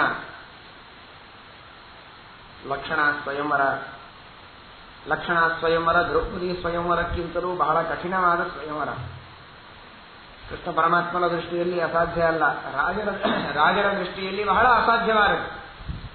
ಎಲ್ಲ ಸ್ವಯಂವರಗಳಲ್ಲಿ ಸಾಮಾನ್ಯವಾಗಿ ಬರೀ ಹೆಣ್ಣು ಮಕ್ಕಳು ಆರಿಸಿ ಮದುವೆಯಾಗೋದು. ದ್ರೌಪದಿ ಸ್ವಯಂವರದಲ್ಲಿ ಲಕ್ಷಭೇದ ಮಾಡಬೇಕಾಗಿತ್ತು. ಲಕ್ಷಣಾ ಸ್ವಯಂವರದಲ್ಲಿ ಮೇಲಿರುವಂತಹ ಲಕ್ಷವನ್ನು ಪೂರ್ಣವಾಗಿ ಮುಚ್ಚಿಬಿಟ್ಟಿದ್ದಾರೆ. ಕೆಳಗೆ ನೋಡಬೇಕು ನೀರಿನಲ್ಲಿ ಆ ಲಕ್ಷವನ್ನ, ಆ ಲಕ್ಷದ ಮೇಲೆ ಸಂಪೂರ್ಣವಾಗಿ ಆವರಣ ಮಾಡಿಬಿಟ್ಟಿದ್ದಾರೆ. ಅದು ಯಾವಾಗಲೂ ತಿರುಗ್ತಾ ಇರುತ್ತದೆ. ಮುರಿದ ಬಾಣದಿಂದ ಆ ಲಕ್ಷದ ಭೇದವನ್ನು ಮಾಡಬೇಕು. ಒಂದಕ್ಕೊಂದು ಕಷ್ಟ. ಮೊದಲನೇದು ಮೇಲೆ ನೋಡಬಾರದು, ಬಾಣ ಸರಿ ಇಲ್ಲ, ಚೂಪಾಗಿ ಮುರಿದಿದೆ. ಕೆಳಗೆ ನೋಡಿದರೂ ಪರವಾಗಿಲ್ಲ, ನೀರಿನಲ್ಲಿ ಮೇಲಿದ್ದದ್ದು ತೆಗೆದಿಟ್ಟಿದ್ರೆ ಅಡ್ಡಿ ಇಲ್ಲ, ಮೇಲಿರುವ ಲಕ್ಷವನ್ನು ಮುಚ್ಚಿಟ್ಟಿದ್ದಾರೆ. ಅದರೊಳಗಿರುವ ಲಕ್ಷವನ್ನು ಭೇದ ಮಾಡಬೇಕು. ಇಷ್ಟೆಲ್ಲಕ್ಕೂ ಮೇಲಾಗಿ ಆ ಧನುಷ್ಯ ಅಂತಹದ್ದು ರುದ್ರದೇವರ ಧನುಷ್ಯ, ಅದು ಎತ್ತಲಿಕ್ಕೆ ಬರುವುದಿಲ್ಲ, ಅದು ವಿನಾಶ. ರುದ್ರದೇವರ ಧನುಷ್ಯವನ್ನೇ ತಪಸ್ಸು ಮಾಡಿ ಪಡೆದಿದ್ದಾರೆ ರಾಜ. ಇದನ್ನ ಕರ್ಣ, ದುರ್ಯೋಧನ, ಜರಾಸಂಧ ಎಲ್ಲರೂ ಬಂದು ಹೋಗಿದ್ದಾರೆ. ಅದೇ ಧನುಷ್ಯವನ್ನ ಎತ್ತಲಿಕ್ಕಾಗದೆ ಕೆಳಗೆ ಬಿದ್ದು ಒದ್ದಾಡಿ ಅಪಮಾನಿತರಾಗಿ ದೂರ ಸರಿದಿದ್ದಾರೆ. ಅರ್ಜುನ ಮಾತ್ರ ಧನುಷ್ಯವನ್ನೂ ಕೈಗೆ ತೆಗೆದುಕೊಂಡ, ಬಾಣವನ್ನೂ ತೆಗೆದುಕೊಂಡ, ಲಕ್ಷ್ಯವನ್ನೂ ಸರಿಯಾಗಿ ನೋಡಿದ, ಆದರೆ ಬಾಣ ಮಾತ್ರ ಹೊಡೆಯಲಿಲ್ಲ. ಯಾಕೆ? ಅವನಿಗೆ ಗೊತ್ತು, ಅನಾದಿ ಕಾಲದಿಂದಲೂ ಈ ಷಣ್ಮಹಿಷಿಯರು ಕೃಷ್ಣನ ಪತ್ನಿಯರು, ಅದರಲ್ಲಿ ಒಬ್ಬಳು ಈ ಲಕ್ಷಣ, ನನಗೆ ಕೃಷ್ಣನ ಅನುಗ್ರಹದಿಂದ ಪರಾಕ್ರಮ ಇದೆ ಅಂತ ತೋರಿಸುವುದಕ್ಕೆ ಅಷ್ಟು ಕೆಲಸ ಮಾಡಿದ, ಆದರೆ ಬಾಣವನ್ನು ಮಾತ್ರ ಗುರಿ ಇಟ್ಟು ಹೊಡೆಯಲಿ. ಭೀಮಸೇನ ದೇವರು ಏನು ಮಾಡಿದರು? ಅವರು ಕುಳಿತ ಸ್ಥಳದಿಂದ ಎದ್ದೇ ಹೋಗಲಿಲ್ಲ. ಯಾಕೆ? ಅರೀಂದ್ರಧಾರಿಣ ಯೋಗ್ಯೇ ಕರ್ಮಣ್ಯಾಯತಂಶ್ಚಾಪರಾಧಿ. ಕೃಷ್ಣ ಪರಮಾತ್ಮನಿಗೆ ಯೋಗ್ಯವಾದ ವಿಷಯದಲ್ಲಿ ನಾವು ಪ್ರಯತ್ನ ಮಾಡುವುದು ತಪ್ಪೆ. ಧನುಷ್ಯ ತೆಗೆದುಕೊಂಡು ಬಾಣ ಹಿಡಿದು ಇಷ್ಟು ಪ್ರಯತ್ನ ಆದರೂ ಮಾಡಿದ್ನಲ್ಲ ಇಂದ್ರ, ಅರ್ಜುನ, ಅಷ್ಟು ಮಾಡಬಾರದಾಗಿತ್ತು. ಇದು ಭೀಮಸೇನ ದೇವರ ಶುದ್ಧ ಭಾಗವತ ಧರ್ಮ. ಅದು ದೇವರ ವಸ್ತು ಅಂದ ಮೇಲೆ ಅದು ನಮಗೆ ಯಾವಾಗಲೂ ಸುಮ್ಮನೆ ದರ್ಶನೀಯ ಅಷ್ಟೇ. ಮದುವೆ ಹೇಗಾಗ್ತದೆ ಅಂತ ನೋಡಿ ಹೋಗೋದಕ್ಕೆ ಬಂದಿದ್ದೇವೆ, ನೋಡ್ಕೊಂಡು ಹೋಗೋಣ ಅಷ್ಟೇ ಹೊರತು ಆ ಪ್ರಯತ್ನವನ್ನು ನಾವು ಮಾಡುವುದು ಸರಿಯಲ್ಲ ಅಂತ ಭೀಮಸೇನ ದೇವರು ಉಳಿದ ಸ್ಥಳದಿಂದ ಎದ್ದು ಹೋಗಲಿಲ್ಲ. ಭಗವಂತನಿಗೆ ಮೀಸಲಿಟ್ಟ ಪದಾರ್ಥಗಳನ್ನು ನಾವು ಸ್ವೀಕಾರ ಮಾಡಬಾರದು. ಅದು ಅನ್ನವೇ ಇರಬಹುದು, ನೈವೇದ್ಯವೇ ಇರಬಹುದು, ವಸ್ತ್ರವೇ ಇರಬಹುದು, ಆಸನವೇ ಇರಬಹುದು, ಅದನ್ನು ನಾವು ಬಳಸಬಾರದು. ದೇವರಿಗೆ ಯೋಗ್ಯವಾದಂತಹ ಸ್ತ್ರೀಯರನ್ನ ಸ್ವಯಂವರದಲ್ಲಿ ಅಪೇಕ್ಷೆ ಪಡುವುದಂತೂ ಉಳಿದವರಿಗೆ ಪ್ರಸಕ್ತಿಯೇ ಇಲ್ಲ. ಆದರೆ ನಾವು ಇದರಿಂದ ತಿಳಿಯಬೇಕಾದದ್ದೇನು? ಭೀಮಸೇನ ದೇವರ ಆದೇಶವನ್ನು ಭಗವಂತನಿಗೆ ಮೀಸಲಾದ ವಸ್ತುಗಳ ಬಗ್ಗೆ ನಾವು ಅಪೇಕ್ಷೆಯನ್ನ ಮಾಡುವುದು ತಪ್ಪು, ಆ ನಿಟ್ಟಿನಲ್ಲಿ ಪ್ರಯತ್ನ ಮಾಡುವುದು ತಪ್ಪು. ಈ ರೀತಿಯಾದ ಒಂದು ಸಂದೇಶವನ್ನು ಭೀಮಸೇನ ದೇವರು ತಿಳಿಸ್ತಾರೆ. ಶ್ರೀಕೃಷ್ಣ ಪರಮಾತ್ಮ ಈ ಎಲ್ಲರ ಜೊತೆಗೆ ಸತ್ಯಭಾಮ, ರುಕ್ಮಿಣಿ, ಜಾಂಬವತಿ ಈ ಮೂವರ ವಿವಾಹವನ್ನು ಮೊದಲಿಗೆ ತಿಳಿಸಿದ್ದಾರೆ. ನಂತರದಲ್ಲಿ ಕಾಲಿಂದಿ, ನೀಲ, ಮಿತ್ರವಿಂದ, ಭದ್ರ ಹಾಗೂ ಲಕ್ಷಣ ಎಂಬ ಈ 5 ಜೊತೆಗೂ ಕೂಡ ಶ್ರೀಕೃಷ್ಣ ಪರಮಾತ್ಮ ವಿವಾಹವನ್ನು ಮಾಡಿಕೊಂಡಿದ್ದಾನೆ. ಸತ್ಯಭಾಮ, ರುಕ್ಮಿಣಿಯರಿಬ್ಬರು ಸಾಕ್ಷಾತ್ ಲಕ್ಷ್ಮೀ ಅವತಾರ. ಜಾಂಬವತಿ ಈ 6 ಜನ ಮಹಿಷಿಯರಲ್ಲಿ ಶ್ರೇಷ್ಠಳಾದವಳು, ಬಲರಾಮ ದೇವರಿಗೆ ಸಮಾನಳಾಗ್ತಾಳೆ. ಶೇಷದೇವರಿಗೆ ಕೃಷ್ಣ ಪರಮಾತ್ಮನ ಪ್ರೀತಿ ವಿಶೇಷ ಇದ್ದಾಗ, ಲಕ್ಷ್ಮೀ ಸನ್ನಿಧಾನ ಇದ್ದಾಗ. ಇಲ್ಲವೇ ಇದ್ದರೆ ತಾರತಮ್ಯದಲ್ಲಿ ಸ್ವಲ್ಪ ಕಡಿಮೆಯಾಗಿ ಪ್ರದ್ಯುಮ್ನನಿಗಿಂತಲೂ 20 ಪಟ್ಟು ಮಾತ್ರ ಹೆಚ್ಚಾಗ್ತಾರೆ ಅಂತ ಶ್ರೀಮದಾಚಾರ್ಯರು ನಿರ್ಣಯವನ್ನು ಕೊಡ್ತಾರೆ. ಹೀಗೆ ಕೃಷ್ಣ ಪರಮಾತ್ಮ ಅಷ್ಟಮಹಿಷೆಯರ ಜೊತೆಗೆ ವಿವಾಹ ಮಾಡಿಕೊಂಡು ದ್ವಾರಕಾಪಟ್ಟಣದಲ್ಲಿರುವಾಗ ನಾರದರು ಬರ್ತಾರೆ ಭೇಟಿ. ಕೃಷ್ಣ ಪರಮಾತ್ಮ ರುಕ್ಮಿಣಿಯ ಜೊತೆಗೆ ಸಿಂಹಾಸನದ ಮೇಲೆ ಕುಳಿತಿದ್ದಾನೆ. ಯಾದವರೆಲ್ಲ ಕುಳಿತಿದ್ದಾರೆ. ದೊಡ್ಡ ಸಭೆ ನಡೆದಿದೆ. ನಾರದರು ಬಂದು ಹಿಂದೆ ಏನು ಹೇಳಲಿಲ್ಲ, ಮುಂದೆ ಏನು ಮಾತಾಡಲಿಲ್ಲ. 2 ಶಬ್ದಗಳನ್ನು ಹೇಳಿದರು. ಆಶ್ಚರ್ಯೋತಿ, ಧನ್ಯೋತಿ. ಇಷ್ಟು ಹೇಳಿ ನಾರದರು ನಮಸ್ಕಾರ ಮಾಡಿದರು. ಕೃಷ್ಣನು 2 ಶಬ್ದಗಳಿಂದ ಉತ್ತರ ಕೊಟ್ಟ. ದಕ್ಷಿಣಾಭಿಸ್ತಾಕಂ ಅಂತ ಹೇಳಿ. ಹರಿವಂಶದಲ್ಲಿ ಬರುವ ಈ ಕಥೆಯನ್ನು ಶ್ರೀಮದ್ ಆಚಾರ್ಯರು ತಾತ್ಪರ್ಯ ನಿರ್ಣಯದಲ್ಲಿ ಸಂಗ್ರಹ ಮಾಡುತ್ತಾರೆ. ಜನರಿಗೆ ಆಶ್ಚರ್ಯವಾಗಿ ಹೋಯಿತು. ಇವರು ಬರೀ 2 ಶಬ್ದಗಳನ್ನು ಆಶ್ಚರ್ಯೋಸಿ ಧನ್ಯೋಸಿ ಎಂದರು. ದಕ್ಷಿಣಾಭಿಸ್ತಾಕಂ ಅಂತ ಕೃಷ್ಣ ಹೇಳಿದ. ಇವರ ಮಾತಿನ ಅರ್ಥ ಏನು, ಕೃಷ್ಣನ ಉತ್ತರದ ಅಭಿಪ್ರಾಯವೇನು, ಎರಡೂ ಗೊತ್ತಾಗಲಿಲ್ಲ. ಜನರೆಲ್ಲ ಆಶ್ಚರ್ಯಚಕಿತರಾಗಿ ಕೃಷ್ಣನಿಗೆ ಕೇಳಿದ್ರು, ಏನಿದರ ರಹಸ್ಯ? ನೀನು ಆಶ್ಚರ್ಯನಾಗಿದ್ದಿ, ಧನ್ಯನಾಗಿದ್ದಿ ಅಂದ್ರೆ ಏನೋ ಒಂದು ಅರ್ಥ ನಾವು ಮಾಡಿಕೊಳ್ಬಹುದು. ಆದರೆ ದಕ್ಷಿಣಾಭಿಸ್ತಾಕಂ ಅಂತ ನೀನು ಉತ್ತರ ಕೊಟ್ಟೆ ಇಲ್ಲ, ದಕ್ಷಿಣೆಯ ಜೊತೆಗೆ ಅಂದ್ರೆ ಅದರ ಅರ್ಥ ಏನು? ಅಂದ್ರೆ ಬರೀ ನಿನಗೆ ಧನ್ಯತೆ ಇಲ್ಲ, ದಕ್ಷಿಣೆ ಕೊಟ್ಟರೆ ಧನ್ಯ ಆಗ್ತೀಯ ಹೇಗೆ? ಬರೀ ನನಗೆ ನಮಸ್ಕಾರ ಮಾಡಿ ಆಶ್ಚರ್ಯ ಧನ್ಯ ಅಂತ ಹೊಗಳಿ ಹೋಗಬೇಡಿ, ಒಂದಿಷ್ಟೇನಾದ್ರೂ ದಕ್ಷಿಣೆ ಹಾಕಿ ಹೋಗ್ರಿ ಅಂತ ನಾರದರಿಗೆ ಹೇಳಿದ್ಯಾ? ನಿನಗೇನು ಕಡಿಮೆ ಇದೆ? ಜಗತ್ತಿಗೆ ದಕ್ಷಿಣೆಯನ್ನು ಕೊಡುವವನು. ಹಾಗಾದ್ರೆ ದಕ್ಷಿಣಾಭಿಸ್ತಾಕಂ ಅಂತ ಹೇಳುವಾಗ ಏನು ಅಭಿಪ್ರಾಯ? ಕೃಷ್ಣ ಅಂದ, ನಾರದರಿಗೆ ಕೇಳಿ ಇಲ್ಲ. ಆಗ ನಾರದರು ವಾಯುದೇವರ ಶಿಷ್ಯರು, ಭಗವದ್ಭಕ್ತರು ನಾರದರು. ಬಹಳ ಸಂತೋಷ ಆಯಿತು ಅವರಿಗೆ. ಯಾರಾದರೂ ಪ್ರಶ್ನೆ ಕೇಳಬೇಕು ಅಂತ ಕಾಯ್ತಾ ಇರ್ತಾರೆ ಭಕ್ತರು. ಭಗವಂತನ ಮಹಿಮೆಯನ್ನ ಯಾರಾದರೂ ಕೇಳಿದರೆ ಅವರಿಗೆ ಸಂತೋಷ. ನಾರದರು ಬಿಚ್ಚಿ ಹೇಳ್ತಾ ಇದ್ದಾರೆ, ಕೃಷ್ಣ ಪರಮಾತ್ಮನನ್ನು ಆಶ್ಚರ್ಯೋಸಿ ಧನ್ಯೋಸಿ ಅಂತ ನಾನು ಹೇಳುವುದರ ಹಿನ್ನೆಲೆ ಬಹಳ ಇದೆ. ನಾನು ಜಗತ್ತಿನಲ್ಲಿ ತಾರತಮ್ಯವನ್ನು ತಿಳಿಯೋಣ ಅಂತ ಹೊರಟೆ. ಜಡ ಪದಾರ್ಥಗಳಲ್ಲಿಯೂ ಜಗತ್ತಿನೊಳಗೆ ತಾರತಮ್ಯ ಇದೆ, ಚೇತನರಲ್ಲಿಯೂ ತಾರತಮ್ಯ ಇದೆ. ತಾರತಮ್ಯದ ಸಿದ್ಧಾಂತವನ್ನು ಪ್ರತಿಪಾದನೆ ಮಾಡುವ ವಾಯುದೇವರ ಶಿಷ್ಯರವರು ನಾರದರು. ವಾಯುದೇವರ ಮುಖದಿಂದ ಉಪದೇಶ ಪಡೆದ ಆ ತಾರತಮ್ಯದ ಸಿದ್ಧಾಂತವನ್ನು ಪ್ರಾಕ್ಟಿಕಲ್ ಆಗಿ ಜಗತ್ತಿನಲ್ಲಿ ಕಂಡು ತಿಳಿಯೋಣ ಅಂತ ನಾನು ಸುತ್ತ ಓಡಾಡಿ ಬಂದೆ. ಆ ಎಲ್ಲ ಜಗತ್ತಿನ ತಾರತಮ್ಯವನ್ನ ತಿಳಿದು ಕೊನೆಗೆ ತಾರತಮ್ಯದ ಕೊನೆಗೆ ಇದ್ದವನು ಸರ್ವೋತ್ತಮನಾದವನು ಭಗವಂತ ಅಂತ ನಿರ್ಣಯಕ್ಕೆ ಬಂದು ಕೃಷ್ಣನನ್ನು ನಾನು ಆಶ್ಚರ್ಯೋಸಿ ಧನ್ಯೋಸಿ ಅಂತ ಹೇಳಿ. ಮೊಟ್ಟ ಮೊದಲಿಗೆ ನಾನು ಹೋದದ್ದು ಎಲ್ಲಿ? ನಾನು ಗಂಗೆಗೆ ಹೋಗಿದೆ, ಗಂಗಾ ನದಿಗೆ ಹೋದೆ ಸ್ನಾನಕ್ಕೆ ಅಂತ. ಗಂಗಾ ನದಿಯಲ್ಲಿ ಹೋಗಿ ಅಲ್ಲಿರುವ ಕೂರ್ಮ ಆಮೆಯನ್ನು ನೋಡಿದೆ. ಅದನ್ನು ನೋಡಿದಾಗ ಬಹಳ ಆಶ್ಚರ್ಯ ಆಯಿತು. ಯಾಕೆ ಅಂದರೆ ನಾನು ಗಂಗೆಗೆ ಸ್ನಾನಕ್ಕೆ ಹೋದವನು.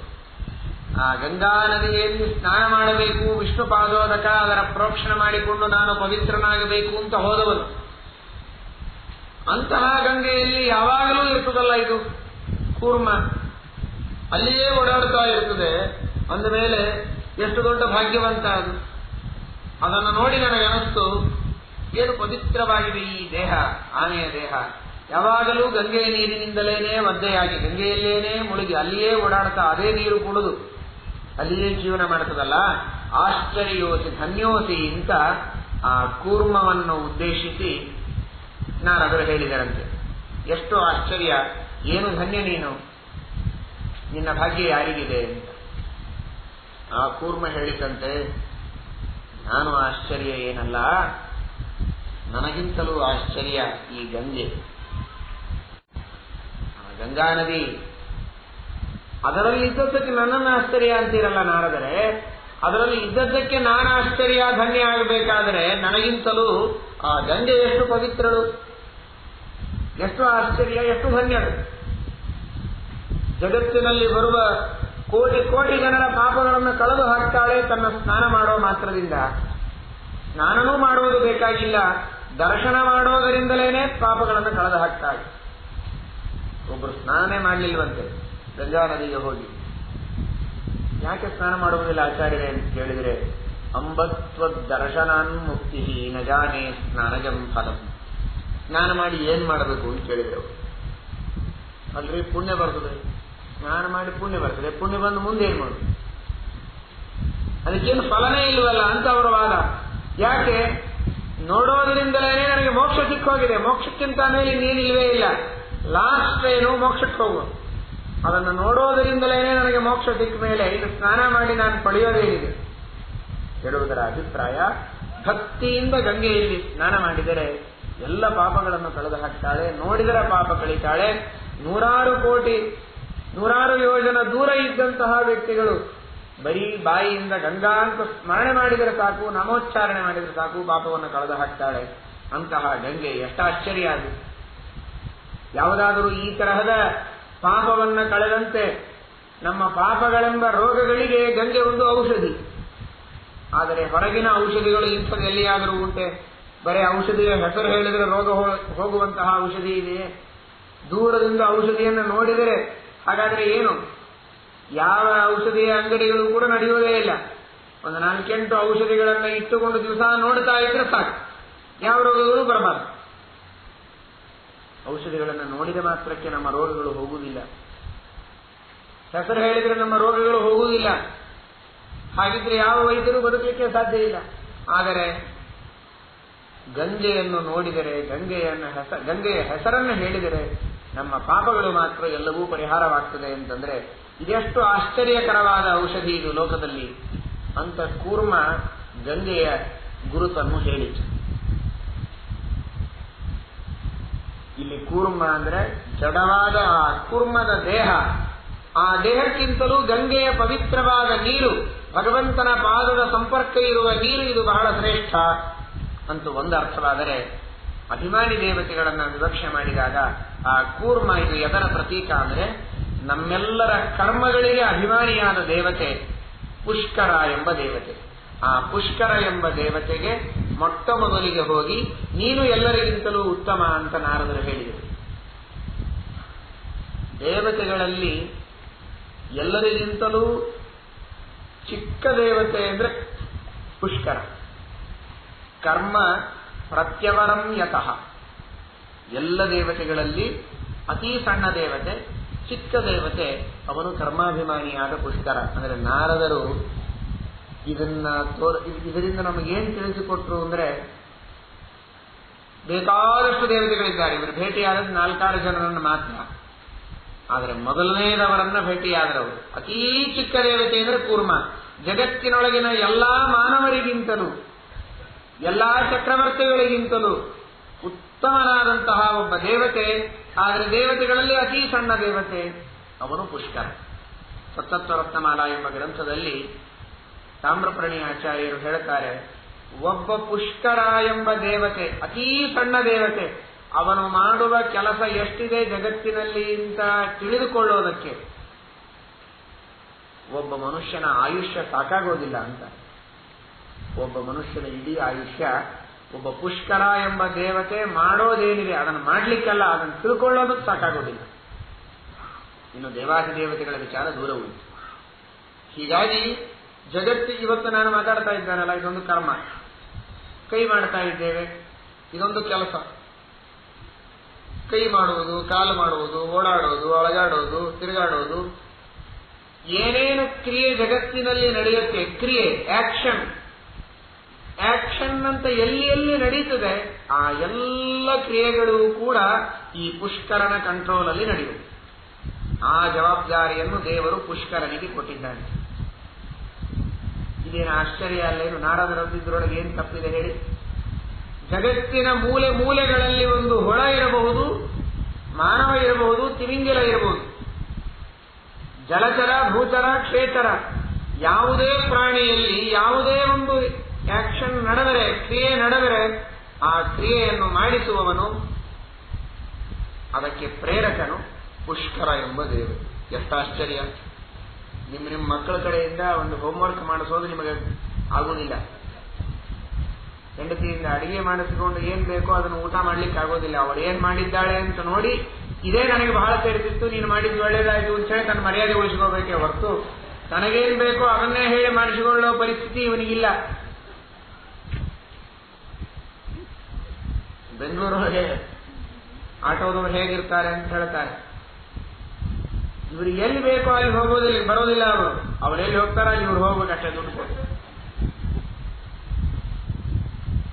ಈ ಪರಿಸ್ಥಿತಿ ನಮ್ಮದಾಗಿದೆ. ಒಂದು ಆಟೋದವ್ರನ್ನ ಕೈಯಾಗಿ ಇಟ್ಕೊಳ್ಳಿಕ್ಕೆ ಆಗೋದಿಲ್ಲ, ನಮ್ಗೆ ಎಲ್ಲಿ ಬೇಕೋ ಅಲ್ಲಿ ಕರ್ಕೊಂಡು ಹೋಗೋದು ಅಂದ್ರೆ ಆಗೋದಿಲ್ಲ. ನಾವು ಹೋದಲ್ಲಿ ಬರ್ತಿದ್ರೆ ಬಾ, ಇಲ್ಲಿದ್ರೆ ಬಿಡು ಅಂತ. ಈ ಪರಿಸ್ಥಿತಿ ಒಳಗೆ ಮನುಷ್ಯ ಇದ್ದಾನೆ. ಒಬ್ಬರಲ್ಲ, ಇಬ್ಬರಲ್ಲ, ಜಗತ್ತಿನೊಳಗಿನ ಪ್ರತಿಯೊಬ್ಬ ವ್ಯಕ್ತಿಯ ಕರ್ಮಗಳನ್ನು ಕೂಡ ಭಗವಂತನ ಅಣತಿಯಂತೆ, ತನ್ನ ಇಚ್ಛೆಯಂತೆ ಪ್ರೇರಿಸಬೇಕಾಗಿದ್ರೆ ಆ ವ್ಯಕ್ತಿಯಲ್ಲಿರುವಂತಹ ವ್ಯಕ್ತಿತ್ವ ಇದು ಆಶ್ಚರ್ಯ ಹೌದೋ ಅಲ್ವೋ? ಅದು ದೇವರು ಕರುಣಿಸಿದ ಧನ್ಯತೆ ಹೌದೋ ಅಲ್ವೋ ಅವನಲ್ಲಿ? ಹೀಗಾಗಿ ನಾರದರು ಅವನನ್ನು ಆಶ್ಚರ್ಯ, ಧನ್ಯ ಅಂತ ಮೇಲ್ನೋಟಕ್ಕೆ ಒಂದು ಕೂರ್ಮದ ದೇಹಕ್ಕೆ ಕರೆದದ್ದು. ಆದರೆ ಒಳಗಿನ ಅರ್ಥವನ್ನು ಆಚಾರ್ಯರು ತಿಳಿಸ್ತಾರೆ, ಅದು ಬರೀ ಕೂರ್ಮ ಅಲ್ಲ, ಅಲ್ಲಿರತಕ್ಕಂತಹ ಕರ್ಮಾಭಿಮಾನಿ ದೇವತೆ ಅವನು ಪುಷ್ಕರ. ಆ ಪುಷ್ಕರನನ್ನು ಆಶ್ಚರ್ಯ, ಧನ್ಯ ಎಂಬುದಾಗಿ ನಾರದರು ಗುರುತಿಸಿದರು. ಆಮೇಲೆ ಆ ಕರ್ಮಾಭಿಮಾನಿಯಾದಂತಹ ಪುಷ್ಕರ ಗಂಗೆಯನ್ನು ಉತ್ತಮ ಅಂತ ಹೇಳಿದ. ಗಂಗಾ ಜಲ, ನೀರು ಜಡವಾದದ್ದು ಮಾತ್ರ ಉತ್ತಮವಲ್ಲ, ಆ ನೀರಿನಲ್ಲಿ ಅಭಿಮಾನಿನಿಯಾದ ಗಂಗಾದೇವಿ ಅವಳು ಉತ್ತಮಳು ಅಂತ ತಿಳಿಸಿದೆ. ಸರಿ, ಪುಷ್ಕರ ಆಯಿತು, ಗಂಗಾದೇವಿ ಆಯಿತು. ಗಂಗಾದೇವಿಗೆ ಹೋಗಿ ನೀನೇ ಆಶ್ಚರ್ಯ, ಧನ್ಯ ಅಂತ ಸ್ತೋತ್ರ ಮಾಡಿದರೆ ಆ ಗಂಗಾದೇವಿ ಅಂತಾಳೆ, ನಾನಲ್ಲ, ಪೃಥ್ವಿ ಉತ್ತಮವಾದದ್ದು ಅಂತ ಹೇಳ್ತಾರೆ. ನನಗಿಂತಲೂ ಉತ್ತಮರಾದವರು ಯಾರು ಅಂತ ಕೇಳಿದರೆ ಪೃಥ್ವಿ ನನಗಿಂತಲೂ ಉತ್ತಮಳಾದವಳು, ಪೃಥ್ವಿಗೆ ಅಭಿಮಾನಿನಿಯಾದಂತಹ ದೇವಿ ಅವಳು ಉತ್ತಮಳಾಗಿದ್ದಾಳೆ. ಅವಳು ಯಾರು ಪೃಥ್ವಿ? ಈ ಪೃಥ್ವಿಗೆ ಅಭಿಮಾನಿನಿಯಾದ ಧರಾದೇವಿ ಅಲ್ಲ. ಪೃಥ್ವಿ ಅಂದ್ರೆ ಇಲ್ಲಿ ಉಮಾದೇವಿ. ಇದೀಗ ಕೇಳಿದಿರಲ್ಲ, ಜಗತ್ತಿನಲ್ಲಿರುವ ಎಲ್ಲ ಪದಾರ್ಥಗಳಿಗೆ ಅಭಿಮಾನಿನಿಯಾದಂತಹ ರುದ್ರದೇವರ ಮಡದಿಯಾದಂತಹ ಉಮಾದೇವಿ ಅವಳು ಗಂಗಾ ನದಿಗಿಂತಲೂ ಶ್ರೇಷ್ಠಳಾದ. ಉಮಾದೇವಿಗೆ ಹೋಗಿ ನೀನು ಆಶ್ಚರ್ಯ, ಧನ್ಯ ಅಂತ ಸ್ತೋತ್ರ ಮಾಡಿದರೆ ಅವಳು ಹೇಳಿದ್ಲು, ನಾನಲ್ಲ, ಪರ್ವತಗಳು ಅಂತ. ಇದೆಲ್ಲ ಕೋಡ್ ವರ್ಡ್ಸ್, ಅರ್ಥವಾಗುವುದಿಲ್ಲ. ಪೃಥ್ವಿಗಿಂತಲೂ ಪರ್ವತ ಶ್ರೇಷ್ಠ ಅನ್ನುವುದು ಸತ್ಯವೇ ಜಡವಾದ ಪದಾರ್ಥಗಳ ದೃಷ್ಟಿಯಲ್ಲಿ. ಆದರೆ ಒಳಗಿನ ಅರ್ಥ ಪರ್ವತ ಅಂದರೆ ಗರುಡ ಶೇಷ ರುದ್ರ. ಪರಾವನಾತ್ ಪರ್ವತ ನಾಮ ಧ್ಯೇಯಾನ್ ಆಚಾರ್ಯರಂತಾರೆ. ಪರ ಉತ್ತಮರಾದ ದೇವತೆಗಳನ್ನು ಅವ ರಕ್ಷಣೆ ಮಾಡುತ್ತಾರೆ. ಆದ್ದರಿಂದ ಪರ್ವತ ಪರ ಅವ. ಪರರನ್ನು, ಇಂದ್ರಾದಿ ದೇವತೆಗಳನ್ನು ರಕ್ಷಣೆ ಮಾಡುವ ದೇವತೆಗಳು ಯಾರು ಅಂದ್ರೆ ಗರುಡಶೇಷ ರುದ್ರರು. ಅಂತಹ ಪರ್ವತನಾಮಕರಾದ ರುದ್ರರೇನು, ಗರುಡಶೇಷ ರುದ್ರರೇನಿದ್ದಾರೆ ಅವರು ನಮಗಿಂತಲೂ ಉತ್ತಮರಾದರು. ನೋಡಿ, ಗರುಡ ಶೇಷ ರುದ್ರರಿಗೆ ಪರ್ವತ ಅಂತ ಹೆಸರಿದೆ. ಪರ್ವತ ಅಂತ ಹೆಸರಿದ್ದಕ್ಕೋಸ್ಕರನೋ ಏನೋ ಇವತ್ತಿನ ತಿರುಮಲದಲ್ಲಿರುವಂತಹ ಬೆಟ್ಟ ಪರ್ವತ ಅದು ಸಾಕ್ಷಾತ್ ಶೇಷದೇವ, ಶೇಷಾಚಲ ಅಂತ ಅದಕ್ಕೆ ಹೆಸರು. ಶೇಷಾಚಲ ಅಂತ ಯಾಕೆ ಹೆಸರು? ಶೇಷದೇವರ ಅಹಂಕಾರದ ಖಂಡನೆ ಆ ಪರ್ವತದಲ್ಲಿ ಆಗಿದೆ ಅಂತ ಒಂದು ಕಥೆಯಾದರೆ, ಶೇಷದೇವರು ಇದೀಗ ತಿಳಿದಂತೆ ದೇವರಿಗೆ ಬೇಡಿಕೊಳ್ತಾರೆ, ವೈಕುಂಠದಲ್ಲಿ ಯಾವಾಗಲೂ ನೀನು ನನ್ನ ಮೇಲೆ ಮಲಗಿರ್ತೀಯ, ಆದರೆ ಭೂವೈಕುಂಠಕ್ಕೆ ಹೋದಾಗ ಮಾತ್ರ ಆ ಅವಕಾಶವನ್ನ ಇನ್ನೊಬ್ಬರಿಗೆ ಕೊಡಬೇಡ, ಅದು ನನಗೇ ಇರಲಿ ಅಂತ ಶೇಷದೇವರು ಈ ಪರ್ವತದ ರೂಪದಲ್ಲಿ ಬಂದು ನಿಂತಿದ್ದಾರಂತೆ. ಆ ಪರ್ವತದ ಮೇಲೆ ವೆಂಕಟೇಶ ದೇವರು ಸನ್ನಿಹಿತನಾಗಿದ್ದಾನೆ. ಶೇಷದೇವರಿಗೆ ಹೆಡೆ ಎಷ್ಟು? 7,000 ಹೆಡೆಗಳಿದೆ. ಅದರೊಳಗೆ ಮುಖ್ಯವಾದದ್ದು 7 ಹೆಡೆಗಳು. ಹೀಗಾಗಿ 7 ಪರ್ವತಗಳು ಕೂಡ ವೆಂಕಟೇಶ ದೇವರಿಗೆ ಸಂಬಂಧಪಟ್ಟದ್ದೇ. 2 ಪರ್ವತಗಳು ಮಾತ್ರ ವೆಂಕಟೇಶ ದೇವರಿಗೆ ಸಂಬಂಧಪಟ್ಟದ್ದು, ಇನ್ನುಳಿದದ್ದು ಅದು ಬೇರೆ ಧರ್ಮದವರಿಗೆ ಸಂಬಂಧಪಟ್ಟದ್ದು ಅಂತನ್ನುವುದಕ್ಕೆ ಅವಕಾಶ ಇಲ್ಲ. 7 ಹೆಡೆಯ ಶೇಷದೇವರು ಕೂಡ ವೆಂಕಟೇಶ ದೇವರಿಗೆ ಆಸನರಾಗಿ, ಶಯ್ಯೆಯಾಗಿ, ಹಾಸಿಗೆಯಾಗಿ ಪರ್ವತದ ರೂಪದಲ್ಲಿ ನಿಂತದ್ದು ಅಂತ ನಾವು ವೆಂಕಟೇಶ ಮಹಾತ್ಮ್ಯದಲ್ಲಿ ಕಥೆಯನ್ನು ಕೇಳ್ತೇವೆ. ಹೀಗಾಗಿ ಪರ್ವತ ಅಂತನ್ನುವ ಹೆಸರು ಗರುಡ ದೇವರಿಗಿದೆ, ಶೇಷದೇವರಿಗಿದೆ, ರುದ್ರದೇವರಿಗಿದೆ. ಅವರು ನನಗಿಂತಲೂ ಉತ್ತಮರು ಅಂತ ಉಮಾದೇವಿ, ಸೌಪರ್ಣಿ, ವಾರುಣಿಯರು ಹೆಂಡಂದಿರು ಹೇಳಿದ್ದಾರೆ. ಅವರಿಗೆ ಹೋಗಿ ಹೇಳಿದರು ನಾರದರು, ನೀವೇ ಆಶ್ಚರ್ಯರು, ಧನ್ಯರು. ನಿಮ್ಮ ಕೈ ಕೆಳಗೆ ಉಮಾದಿದೇವಿ, ಪಾರ್ವತೀ ದೇವಿಯಂತಹ ಮಹಾಮಹಾದೇವತೆಗಳು, ಇಂದ್ರಾದಿ ದೇವತೆಗಳು, ಗಂಗಾದಿ ನದಿಗಳು, ಪುಷ್ಕರಾದಿ ಅನೇಕ ದೇವತೆಗಳು ನಿಮ್ಮ ಕೈ ಕೆಳಗೆ ಕೆಲಸ ಮಾಡುತ್ತಾರೆ. ಎಷ್ಟು ದೇವತೆಗಳನ್ನು ನೇಮನ ಮಾಡುವ ಮಹಾನುಭಾವರು. ಯಾವಾಗಲೂ ಭಗವಂತನನ್ನ ಹೊತ್ತು ಹಾರುವ ಗರುಡನಾದರೆ ಮೈಮೇಲೆ ಮಲಗಿಸಿಕೊಳ್ಳುವ ಶೇಷ ನೀವು. ಇಡೀ ಜಗತ್ತಿನ ಮನೋಭಿಮಾನಿಗಳು ನೀವು ಅಂತ ರುದ್ರದೇವರನ್ನ ಸ್ತೋತ್ರ ಮಾಡಿದ್ದಾರೆ. ಆಶ್ಚರ್ಯ, ಧನ್ಯ. ಇದೀಗ ಕೇಳಿದರಲ್ಲ, ಹಾಗೆ ಪುಷ್ಕರನಂತೆ ಮನೋಭಿಮಾನಿಗಳಿವರು 3 ಜನ. ಎಲ್ಲರ ಮನಸ್ಸನ್ನು ನಿಯಂತ್ರಣ ಮಾಡಬೇಕಲ್ಲ, ಜಗತ್ತಿನೊಳಗಿರುವ ಪ್ರತಿಯೊಬ್ಬ ವ್ಯಕ್ತಿಗಳ ಮನಸ್ಸನ್ನು. ರುದ್ರಾದಿ ದೇವತೆಗಳು ಎಷ್ಟು ಆಶ್ಚರ್ಯ. ಆಶ್ಚರ್ಯೋಸಿ ಧನ್ಯೋಸಿ. ಆದರೆ ಅವರಿಗೆ ಏನೂ ಅಹಂಕಾರ ಇಲ್ಲ. ಹೌದು, ಒಂದು ಸ್ವಲ್ಪ ಏನಾದರೂ ಕೆಲಸ ಮಾಡಿದ್ರೆ ಮನುಷ್ಯ ಹೌದು ಅಂತ ಒಪ್ಪಿಕೊಂಡು ಬಿಡ್ತಾನೆ. ಆದರೆ ಇವರು ಒಪ್ಪಿಕೊಳ್ಳಲಿಲ್ಲ. ನಾವೇನು ಆಶ್ಚರ್ಯ, ನಾವೇನು ಧನ್ಯ. ನಮ್ಮನ್ನೂ ನೇಮನ ಮಾಡುವಂಥವರು ಮಹತ್ತತ್ವಾಭಿಮಾನಿಗಳಾದ ಬ್ರಹ್ಮದೇವರಿದ್ದಾರೆ, ಅವರು ನಮಗಿಂತಲೂ ಉತ್ತಮರು ಅಂತ ಹೇಳಿ. ಇಡೀ ಜಗತ್ತಿಗೆ ನಿಯಾಮಕರು, ಜಗತ್ತನ್ನು ಸೃಷ್ಟಿ ಮಾಡಿದವರು, ಜಗತ್ತನ್ನೇ ಸೃಷ್ಟಿ ಮಾಡಿದ ಬ್ರಹ್ಮದೇವರು. ಅವರು ಸೃಷ್ಟಿ ಮಾಡಿದ ಮೇಲೆ ನಾವು ಈ ಕೆಲಸಗಳನ್ನು ನೋಡಿಕೊಳ್ಳುವುದಕ್ಕೆ ಒಪ್ಪಿಕೊಂಡಿದ್ದೇವೆ. ಆದರೆ ಜಗತ್ತಿನ ಸೃಷ್ಟಿಯನ್ನು ಮಾಡಿ ನಮಗೆಲ್ಲ ಶಕ್ತಿಯನ್ನು ತುಂಬಿದಂತಹ ಸರ್ವಜ್ಞರಾದ ಬ್ರಹ್ಮದೇವರು ನಮಗಿಂತಲೂ ಉತ್ತಮರಾದವರು ಅಂತ ಆ ಗರುಡಶೇಷ ರುದ್ರರು ಹೇಳಿ ಕಳಿಸುತ್ತಾರೆ. ಬ್ರಹ್ಮದೇವರ ಹತ್ರ ಹೋದರೆ ಅವರಂದರು, ನನಗಿಂತಲೂ ಉತ್ತಮರಾದವಳು ವೇದಾಭಿಮಾನಿನಿಯಾದಂತಹ ಲಕ್ಷ್ಮೀದೇವಿ. ಲಕ್ಷ್ಮೀದೇವಿಯ ಹತ್ತಿರ ಬಂದು ಕೇಳಿದರೆ ಅವಳಂತಾಳೆ, ವೇದಾಭಿಮಾನಿನಿಯಾದ ಲಕ್ಷ್ಮೀದೇವಿ ಹೇಳುವುದೇನು ಅಂದರೆ, ನನಗಿಂತಲೂ ಯಜ್ಞಾಭಿಮಾನಿನಿಯಾದ ಲಕ್ಷ್ಮೀದೇವಿ ಸುಖದಲ್ಲಿ ವಿಶೇಷ ಅಭಿವ್ಯಕ್ತಿಯನ್ನು ಹೊಂದಿರ್ತಾಳೆ. ನಾವೆಲ್ಲ ಒಂದೇ. ಆದರೆ ವ್ಯಕ್ತಿ ಒಬ್ಬನೇ ಆದರೂ ಕೂಡ ಸ್ಥಾನಗಳು ಬೇರೆ ಆದರೆ ನೋಡುವವರಲ್ಲಿ ವ್ಯತ್ಯಾಸವಾಗುತ್ತೆ. ವಾದರಾಜ ಸ್ವಾಮಿಗಳು ದೃಷ್ಟಾಂತ ಕೊಡ್ತಾರೆ.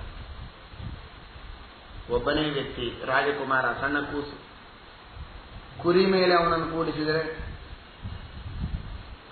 ಕುದುರೆ ಮೇಲೆ ಕೂಡಿಸಿದರೆ, ಆನೆ ಮೇಲೆ ಕೂಡಿಸಿದರೆ ಹೇಗೆ ಕಾಣುತ್ತೆ? ಒಬ್ಬನೇ ರಾಜಕುಮಾರ ಇರಬಹುದು.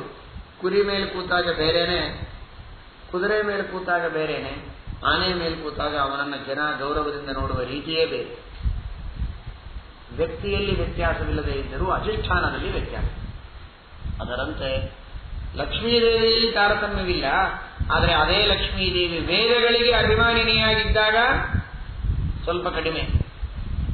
ಮೊನ್ನೆ ತಿಳಿದ ಹಾಗೆ ಬರೀ ವೇದದ ತಿಳುವಳಿಕೆ ಪ್ರಯೋಜನ ಇಲ್ಲ. ವೇದದಲ್ಲಿ ಹೇಳಿದಂತೆ ಯಜ್ಞಯಾಗಾದಿ ಕರ್ಮಗಳನ್ನು ಮಾಡುವುದು ಬಹಳ ಶ್ರೇಷ್ಠ. ಆ ಯಜ್ಞಯಾಗಾದಿಗಳಿಗೆ ಅಭಿಮಾನಿನಿಯಾದ ಲಕ್ಷ್ಮೀದೇವಿ ಇನ್ನೂ ಉತ್ತಮ. ಹೀಗೆ ಲಕ್ಷ್ಮೀದೇವಿ ನನಗಿಂತಲೂ ಯಜ್ಞಾಭಿಮಾನಿನಿಯಾದ ಲಕ್ಷ್ಮೀದೇವಿ ಇನ್ನೂ ವಿಶೇಷ ಅಂತ ಹೇಳಿ ಕಳಿಸಿ.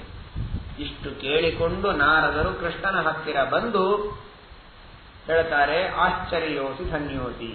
ಆ ಯಜ್ಞಾಭಿಮಾನಿನಿ ಲಕ್ಷ್ಮೀದೇವಿಯು ಹೇಳಿದ್ದಾಳೆ, ನೀನೇ ಆಶ್ಚರ್ಯ, ನೀನೇ ಧನ್ಯ, ಸರ್ವೋತ್ತಮ ಎಂಬುದಾಗಿ. ಇಷ್ಟು ಕೇಳಿ ಕೃಷ್ಣ ಏನ್ ಹೇಳಿದ? ದಕ್ಷಿಣಾಭಿಸ್ಸಾಕಂ ಅಂತ ಉತ್ತರ ಕೊಟ್ಟ. ಇದರ ಅರ್ಥ ಏನು ಅಂತ ಪ್ರಶ್ನೆ. ಈಗ ನಾರದರು ತಮ್ಮ ಶಬ್ದದ ಅರ್ಥ ಹೇಳಿದೆ. ಕೃಷ್ಣನನ್ನು ನಾನು ಆಶ್ಚರ್ಯ ಧನ್ಯ ಅಂತ ಕರೆದದ್ದು ಯಾಕೆ ಅಂದ್ರೆ, ಎಲ್ಲಾ ದೇವತೆಗಳನ್ನು ಭೇಟಿಯಾಗಿ ಬಂದೆ, ಎಲ್ಲರೂ ತಮಗಿಂತಲೂ ಉತ್ತಮರಾದ ವ್ಯಕ್ತಿಗಳ ಅನುಗ್ರಹವನ್ನ ಸೂಚನೆ ಮಾಡ್ತಾ ಮಾಡ್ತಾ ಬಂದರು. ಕೊನೆಗೆ ಯಜ್ಞಾಭಿಮಾನಿನಿಯಾದ ಲಕ್ಷ್ಮೀದೇವಿಗೆ ನಾನು ಶರಣು ಹೋದಾಗ ಅವಳು ನಿನ್ನನ್ನು ಸೂಚನೆ ಮಾಡಿದ್ದಾಳೆ, ನೀನೇ ಸರ್ವೋತ್ತಮ ಅಂತ ಅವಳು ಹೇಳಿದಾಗ ಕೃಷ್ಣ ಪರಮಾತ್ಮ ಅಂದ, ದಕ್ಷಿಣ ಅಭಿಸ್ತಾಕಂ, ಇಷ್ಟಕ್ಕೆ ಮುಗಿಯಲಿಲ್ಲ. ಬರೀ ವೇದ ಓದಿದ್ರೆ ಪ್ರಯೋಜನ ಇಲ್ಲ. ವೇದದಲ್ಲಿ ಹೇಳಿದಂತೆ ಯಜ್ಞ ಮಾಡಬೇಕು. ಬರೀ ಯಜ್ಞ ಮಾಡಿ ದಕ್ಷಿಣೆ ಕೊಡದೆ, ಅನ್ನದಾನ ಮಾಡದೆ ಪುಕ್ಕಟೆಯಾಗಿ ಯಜ್ಞ ಮಾಡಿ ಮುಗಿಸಿದರೆ ಆ ಯಜ್ಞಕ್ಕೆ ಫಲ ಸಿಗುವುದಿಲ್ಲ. ಯಜ್ಞ ಮಾಡಿದ ಮೇಲೆ ದಕ್ಷಿಣೆಯನ್ನು ಕೊಡಲೇಬೇಕು. ಆ ದಕ್ಷಿಣೆಗೆ ಅಭಿಮಾನಿನಿಯಾದ ಲಕ್ಷ್ಮೀದೇವಿ ಇದ್ದಾಳಲ್ಲ, ದಕ್ಷಿಣಾಭಿಮಾನಿನಿಯಾದ ಲಕ್ಷ್ಮೀದೇವಿ ಅವಳು ಈ ಯಜ್ಞಾಭಿಮಾನಿನಿಯಾದ ಲಕ್ಷ್ಮೀದೇವಿಗಿಂತಲೂ ಉತ್ತಮಳಾಗಿದ್ದಾಳೆ. ಅವರೆಲ್ಲರಿಗಿಂತಲೂ ಉತ್ತಮನಾದವನು ನಾನು ಅಂತ ತಿಳಿದುಕೋ. ನೀನು ಇಲ್ಲಿಯವರೆಗೆ ತಿಳಿದದ್ದು ಎಷ್ಟು? ಬ್ರಹ್ಮದೇವರಿಗಿಂತಲೂ ವೇದಾಭಿಮಾನಿನಿಯಾದ ಲಕ್ಷ್ಮಿ, ವೇದಾಭಿಮಾನಿನಿಯಾದ ಲಕ್ಷ್ಮಿಗಿಂತಲೂ ಯಜ್ಞಾಭಿಮಾನಿನಿಯಾದ ಲಕ್ಷ್ಮಿ ಉತ್ತಮಳಾಗಿದ್ದಾಳೆ. ಅವಳಿಗಿಂತಲೂ ನಾನು ಉತ್ತಮ ಅಂತ ಇಷ್ಟೇ ತಿಳಿದಿದ್ದಿ. ಇಷ್ಟು ಮಾತ್ರ ತಿಳಿಯಬೇಡ, ಅವಳಿಗಿಂತಲೂ ಉತ್ತಮಳಾದವಳು ದಕ್ಷಿಣಾಭಿಮಾನಿನಿ, ಆ ದಕ್ಷಿಣಾಭಿಮಾನಿನಿಗಿಂತಲೂ ಉತ್ತಮನಾದವನು ನಾನು ಅಂತ ನೀನು ಅರ್ಥ ಮಾಡಿಕೋ ಅಂತ ಕೃಷ್ಣ ಪರಮಾತ್ಮ ನನಗೆ ಉಪದೇಶ ಮಾಡಿದ್ದಾನೆ ಅಂತ ನಾರದರು ಈ ತಮ್ಮ ಹಾಗೂ ಕೃಷ್ಣ ಪರಮಾತ್ಮನ ಸಂಕ್ಷಿಪ್ತವಾದ ಮಾತಿನ ವಿವರವನ್ನು ಆಶ್ಚರ್ಯೋಸಿ ಧನ್ಯೋಸಿ ದಕ್ಷಿಣಾಭಿಸ್ತಾರ, ಇಷ್ಟೇ ಶಬ್ದಗಳಿಗೆ ಇಷ್ಟೆಲ್ಲ ವಿವರಣೆ ಇದೆ, ಹಿನ್ನೆಲೆ ಇದೆ. ಆದ್ದರಿಂದ ಎಲ್ಲ ಚೇತನರಲ್ಲಿ ಭಗವಂತ ಉತ್ತಮನಾಗಿದ್ದಾನೆ, ಸರ್ವೋತ್ತಮನಾಗಿದ್ದಾನೆ. ಅಂತಹ ಭಗವಂತನ ದರ್ಶನದ ಭಾಗ್ಯವನ್ನು ಪಡೆದುಕೊಳ್ಳುವುದಕ್ಕೆ ನಾನು ಬಂದಿದ್ದೇನೆ. ಅವನ ದರ್ಶನವನ್ನು ಪಡೆಯುವ ನೀವೆಲ್ಲರೂ ಧನ್ಯರು ಅಂತ ಯಾದವರಿಗೆ ಸ್ತೋತ್ರ ಮಾಡಿ ಹೇಳಿದ್ದಾರೆ. ಈ ರೀತಿಯಾಗಿ ಭಗವಂತನ ಸರ್ವೋತ್ತಮತ್ವವನ್ನು ನಾರದರು ದ್ವಾರಕೆಯಲ್ಲಿ ಸಭಾ ಮಧ್ಯದಲ್ಲಿ ಸ್ಥಾಪನೆ ಮಾಡಿದ್ದಾರೆ. ಶ್ರೀಕೃಷ್ಣ.